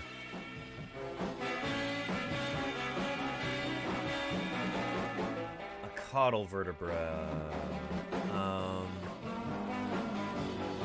Who's this? Maybe Allosaurus right here? Those transverse processes just go out to the sides. So, here. Tyrannosaurus caudal vertebra. The proximal caudals. Well, okay. No, this is good. This is good. So this is T-Rex right here. And there's its tail. And then on the sides of the tail vertebrae, you've got these, what we call the transverse processes. So these are like little wings of bone that stick out to the sides from the vertebrae. And these are really important because these are muscle attachment points for these muscles. Caudofemoralis brevis, caudofemoralis longus. Yeah. So these run from this bump here on the femur up to those transverse processes. So as the animal is walking, its tail is swinging back and forth, side to side ever so slightly. And when the tail swings one way, it actually helps pull the leg back. So it's like a very efficient way of walking. That's what those are for. In Carnotaurus, however, those transverse processes don't just go out to the side, they also go up. So they're in like a V shape like that in cross-section. And so that gives an extra little bit of distance there to stretch those caudofemoralis muscles across. Gives it a little bit of extra power for when these animals would be running. Really cool. Really, really cool. I don't actually know how far they extend because we only have one skeleton of Carnotaurus. And where did that one go? Here we are. Yeah. There's the full extent of our knowledge of Carnotaurus's skeletal anatomy. We know these ones extend up like that, the proximal series, but we don't have the rest of the tail, so we don't know how far that goes. Yeah. Anyway, I like that they gave it a very muscular tail like this, because that's spot on, you know? That's real stuff. Yeah. Constant attention if it is to remain tidy.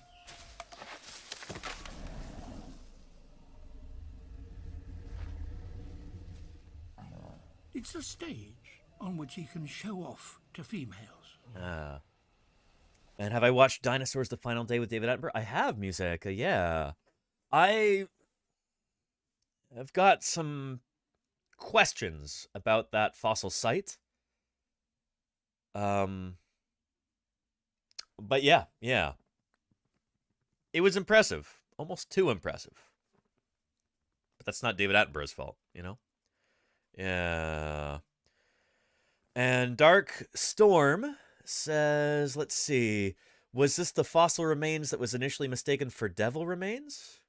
No, Darkstorm, there's a few other dinosaurs that were actually, like, mistaken for mythical creatures by, like, local people. There's some instances of that in South Africa, I think. I think there was another one in Argentina or Brazil, but it's not Carnotaurus, no. Yeah.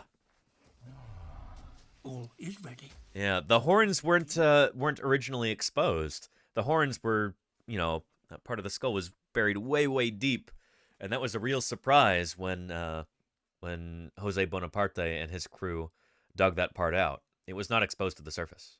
So yeah. Announces the fact.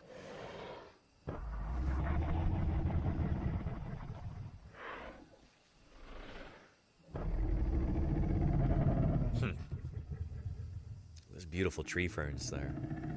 His calls are low-pitched and travel much farther through the dense vegetation than higher-pitched ones would do.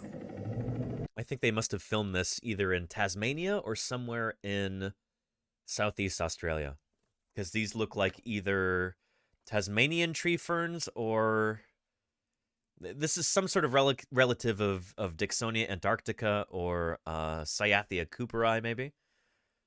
Like big Australasian tree ferns. Yeah.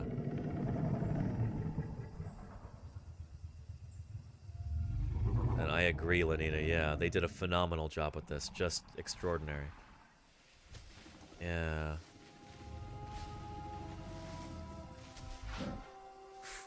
Who's this?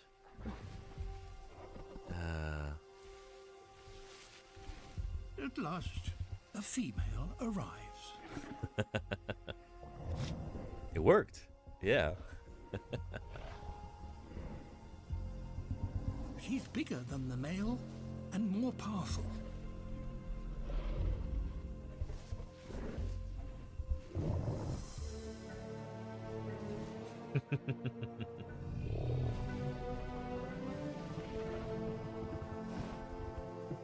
Now, somehow, he must impress her. That really is a very thick, muscular tail. Wow. One chance. She watches him carefully.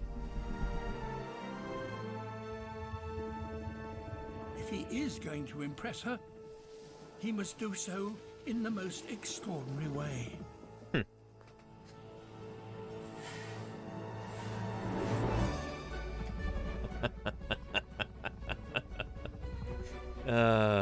He doesn't have huge antlers nor a spectacular tail.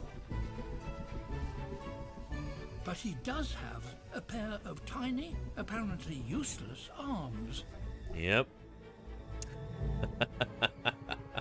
And each has a ball and socket joint at its base that enables him to move them independently. It's an interesting idea for the forelimbs. I don't necessarily buy this part. But, you know, there's nothing that I know that would absolutely refute this. So it's a piece of speculation that, like... Yeah, it makes sense.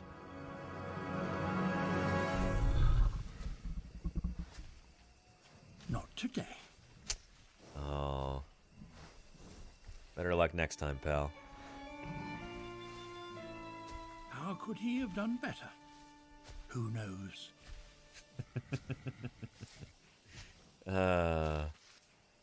For now, it's back to litter picking. Yep. Yeah.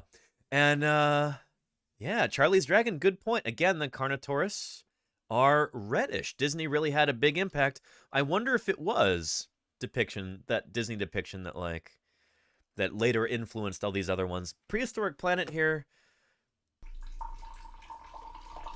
Oh, Bitter Brush is excited for that stream. Welcome, Bitter Brush, to Paleontologizing. How you doing? Thanks for the follow. But yeah. The Jurassic Park or Jurassic World Carnotaurus, those almost certainly were influenced by the Disney one. But yeah, Prehistoric Planet, far be it from me to say that that was inspired by that, but I don't know. Maybe it was. It is just a good color. Like, it works well for this animal, you know? Yeah. Cool stuff. Nope, she's washing her hair tonight. Exactly, Musaica, yeah. Ah! Yeah. Anyway. Good stuff. Now, there's a really beautiful model of Carnotaurus that I wanted to share with you, too. They're charging a ton of money for it, but, this is one that's kind of inspired by Stephen and Sylvia Chergis's model. But I like this one a lot. Holy cow. They did kind of... Oh, wow, cool. If I hold Alt, I can change the lighting on it. And Shift. Okay, that's how I can look at different parts. This is neat. This is good to know for future reference. But I like how they actually lengthened the horns here, and they didn't have the horns just be kind of like fingernail color or like hoof color. Instead, they actually have some pigment on the horns, which I don't see enough in depictions of Carnotaurus. I really don't.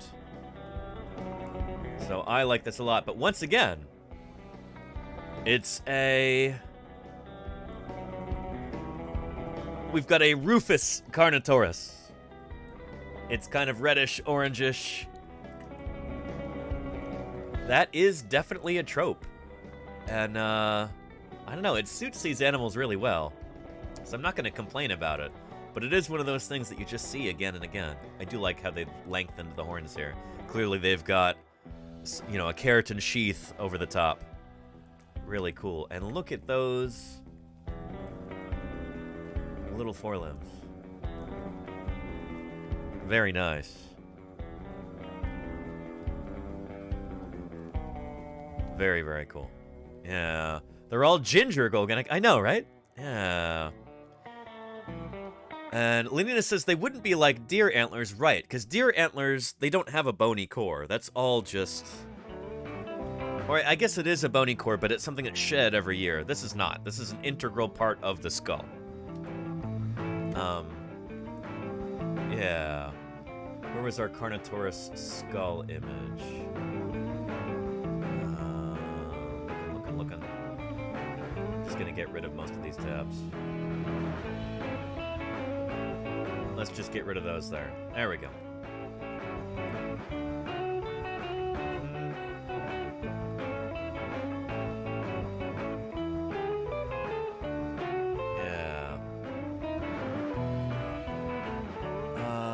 That's pretty decent. Yeah.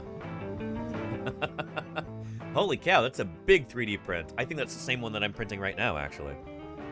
Which is almost done. It's, oh man, just a few minutes left. Oh, I'm so excited. Yeah. Nolo says, it looks like they had a head like bolt cutters. I wonder if they targeted limbs, hence why they lost their own so much. I mean, it's such a weird looking skull, you know? It's got this kind of upturnedness to the mouth, almost kind of like bolt cutters. Yeah. Why in the world did you evolve a skull like that? What is that for? You know? What's the big idea there? I don't pretend to know. Really strange. Really strange. But the skull is also so much more robust than the skulls of some other theropod dinosaurs. Compare this to, like, Allosaurus, who has got a much more gracile-looking skull by comparison. Yeah, Allosaurus jamadsoni. The skull of Allosaurus is just almost looks dainty by comparison, you know? Much bigger fenestrae, much more lightweight. Like, what's the deal with that? Why is the skull of Carnotaurus so much more robust? Honestly, we're gonna need more fossil specimens to really figure this out. Because there are rumors that I've heard that parts of this were actually, parts of the original skull, including some of the teeth, were kind of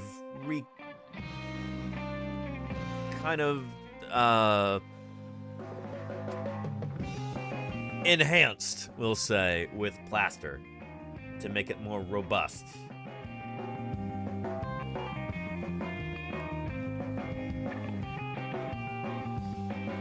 So yeah.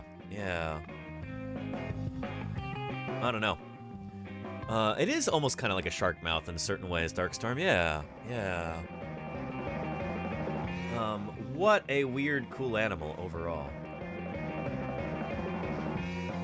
Like, how neat is that? Holy moly. Just waiting for the 3D printer to complete. There it is! Yeah! Excellent. It's done. Let's pull this thing off of there. And let's get it assembled. Yes. Very, very nice. Let's take a look. Yeah.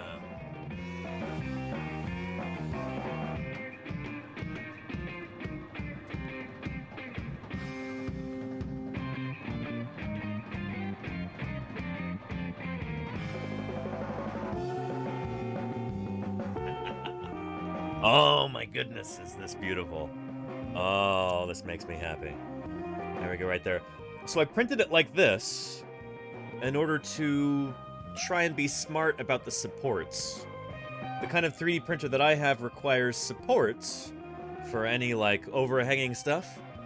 And so rather than having to, like, use pliers to rip the supports out of the inside while it's all assembled, I figured, why don't I just cut the thing in half, print it like a clamshell, and make it much easier to remove those supports, and then I can just glue it. So let's do that. Let me grab some of my tools here. And put this right here. Glue is cheap.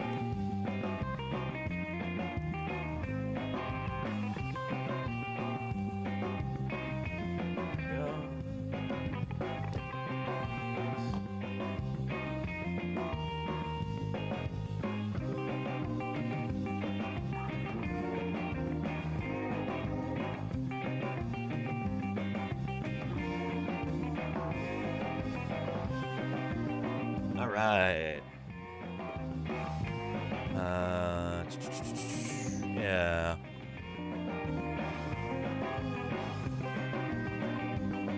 Put this under here to protect my work surface. There we go. And, yeah. Let's do it. And I don't have that big of a 3D printer. Holy cow, Darkstorm. Although I am printing a full-size Allosaurus skull, which will be even bigger than a Carnotaurus skull. But that's taking months and months to do. The other 3D printed dinosaurs that I have in my office are 1-to-1 scale, including that Dilophosaurus back there. But yeah, alright. Let's pop this off the print bed. There we go. Yeah. And safety first here. I'm going to be removing plastic supports. I don't want things to fly up and hit me in the eyeball. That's the thing about my eyeballs. I'm not supposed to get sharp pieces of plastic in them. Yeah. So let's remove these supports. Yeah. And hopefully these should come out nice and clean.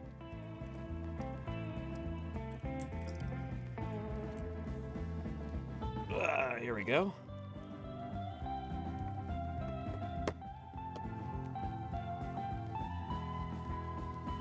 This is much easier to do when it's not live on stream. I'm gonna try and entertain everybody at the same time, but we're making it work.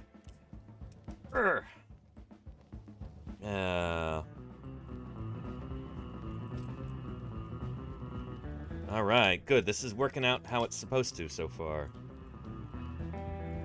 I'm well pleased thus far. Good stuff. There we go. And, ooh, that's going to be tricky getting that out of the inside of here, but let's try it.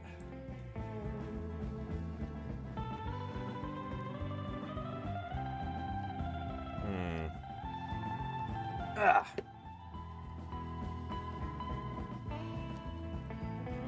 Shoot. Yeah.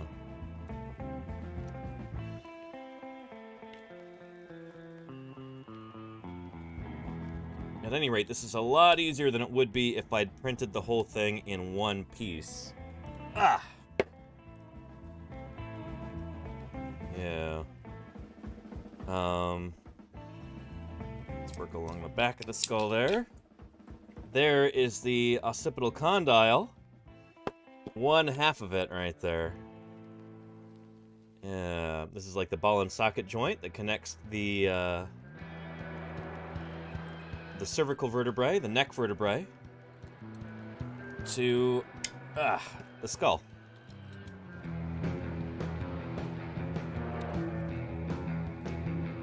There we go. I've done a lot of crazy things in my life, but never stuck my head into a hornet's nest.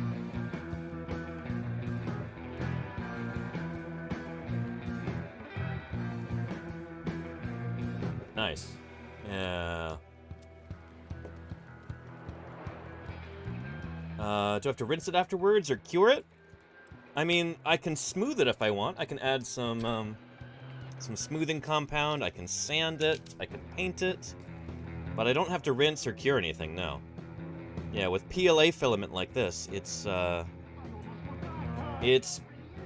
know, pretty much done. Yeah. I don't know if I'm gonna paint this one, just because it's not full scale. Ooh, there we go. Nice. Do you see that? Big old chunk just came off, and look at those teeth right there. Very nice. So I printed this with a 0.8mm nozzle, which is not very fine scale. So we're not going to get a tremendous level of detail on this, but it does print a lot more quickly, which is what I wanted for today's print. So I'm happy with this. I'm glad we were able to get all this done in one stream, you know? Oh, this part's almost done here. Come on now. There we go. Yeah.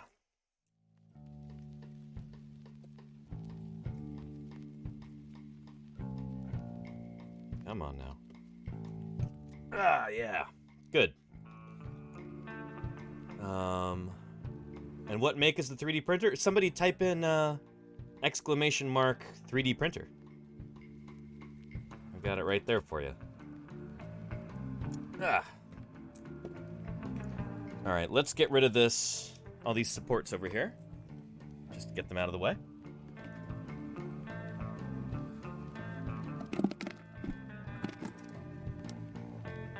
I wish there were a way to recycle these, but it's not really a thing. I think as somebody was pointing out in chat earlier. Yeah. Hang on a minute. What is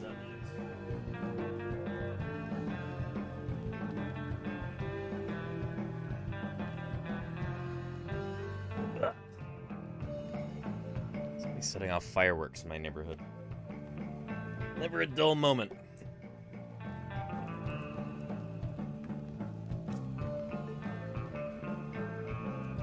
It's not earthquakes or car wrecks, it's fireworks.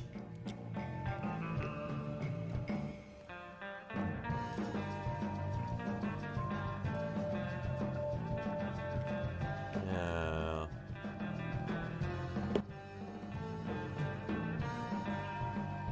And Moosey Fate, yeah. I want to say that once, ouch. That once PLA filament like this actually goes through an extruder, it also becomes... I don't know, something happens to it where it's not very good for printing any longer after that.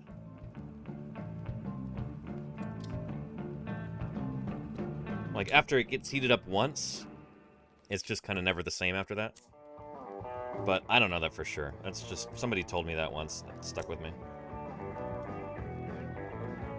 Alright, there's that. And here's our other side. Very cool. There we go. Look at that. Very nice. Let me just clear away a few of these parts. And then we'll look at this thing up close.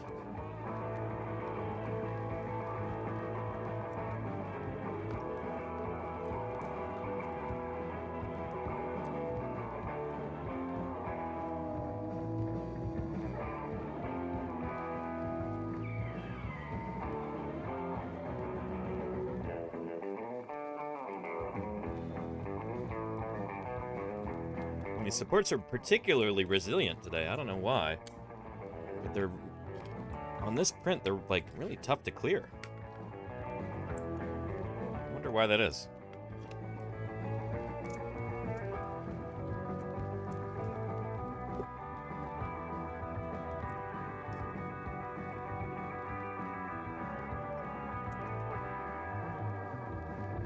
There we go.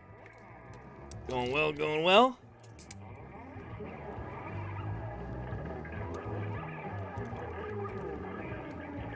Nice. There we are. Beautiful.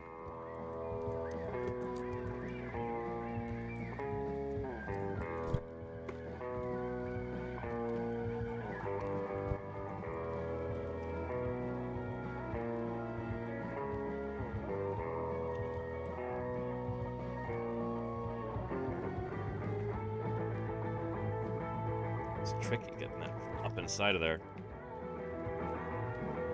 The twisting actually seems to work pretty well, though. Yeah.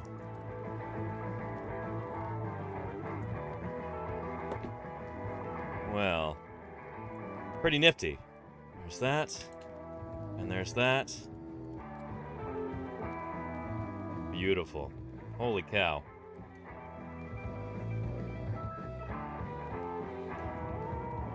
Carnotaurus. Let's add the lower jaw and see what that looks like. Scoot these straps out of the way.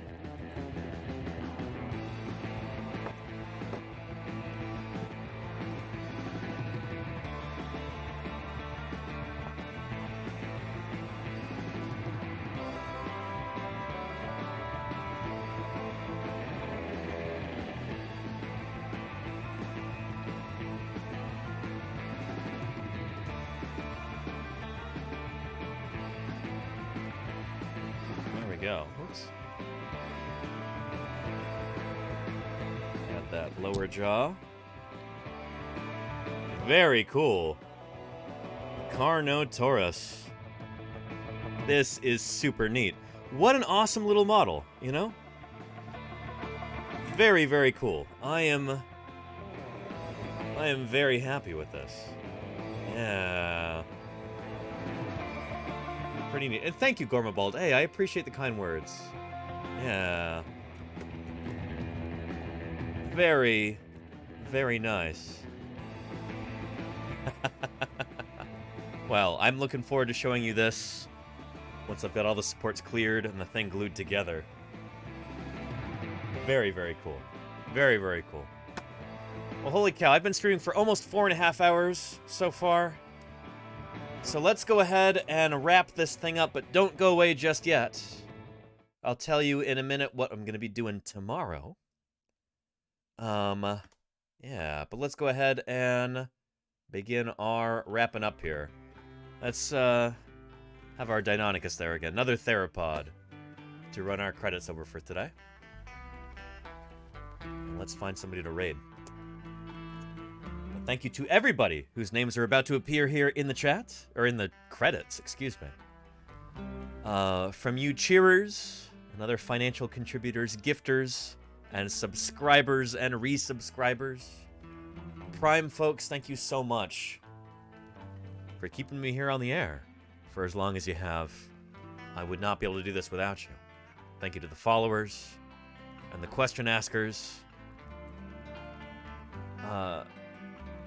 Thank you to the moderators for keeping this train on its tracks.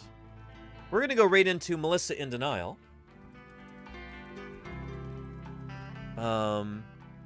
Yeah, who is an Egyptologist. And I'm actually going to be appearing on her stream on the 30th. So here's a chance for you to give her a follow now. But we're going to go say hello to Melissa in just a moment here.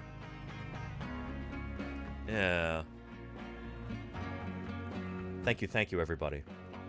I had a fun stream. I hope you learned a thing or two about Carnotaurus. I know I did. And tomorrow, we're going to be talking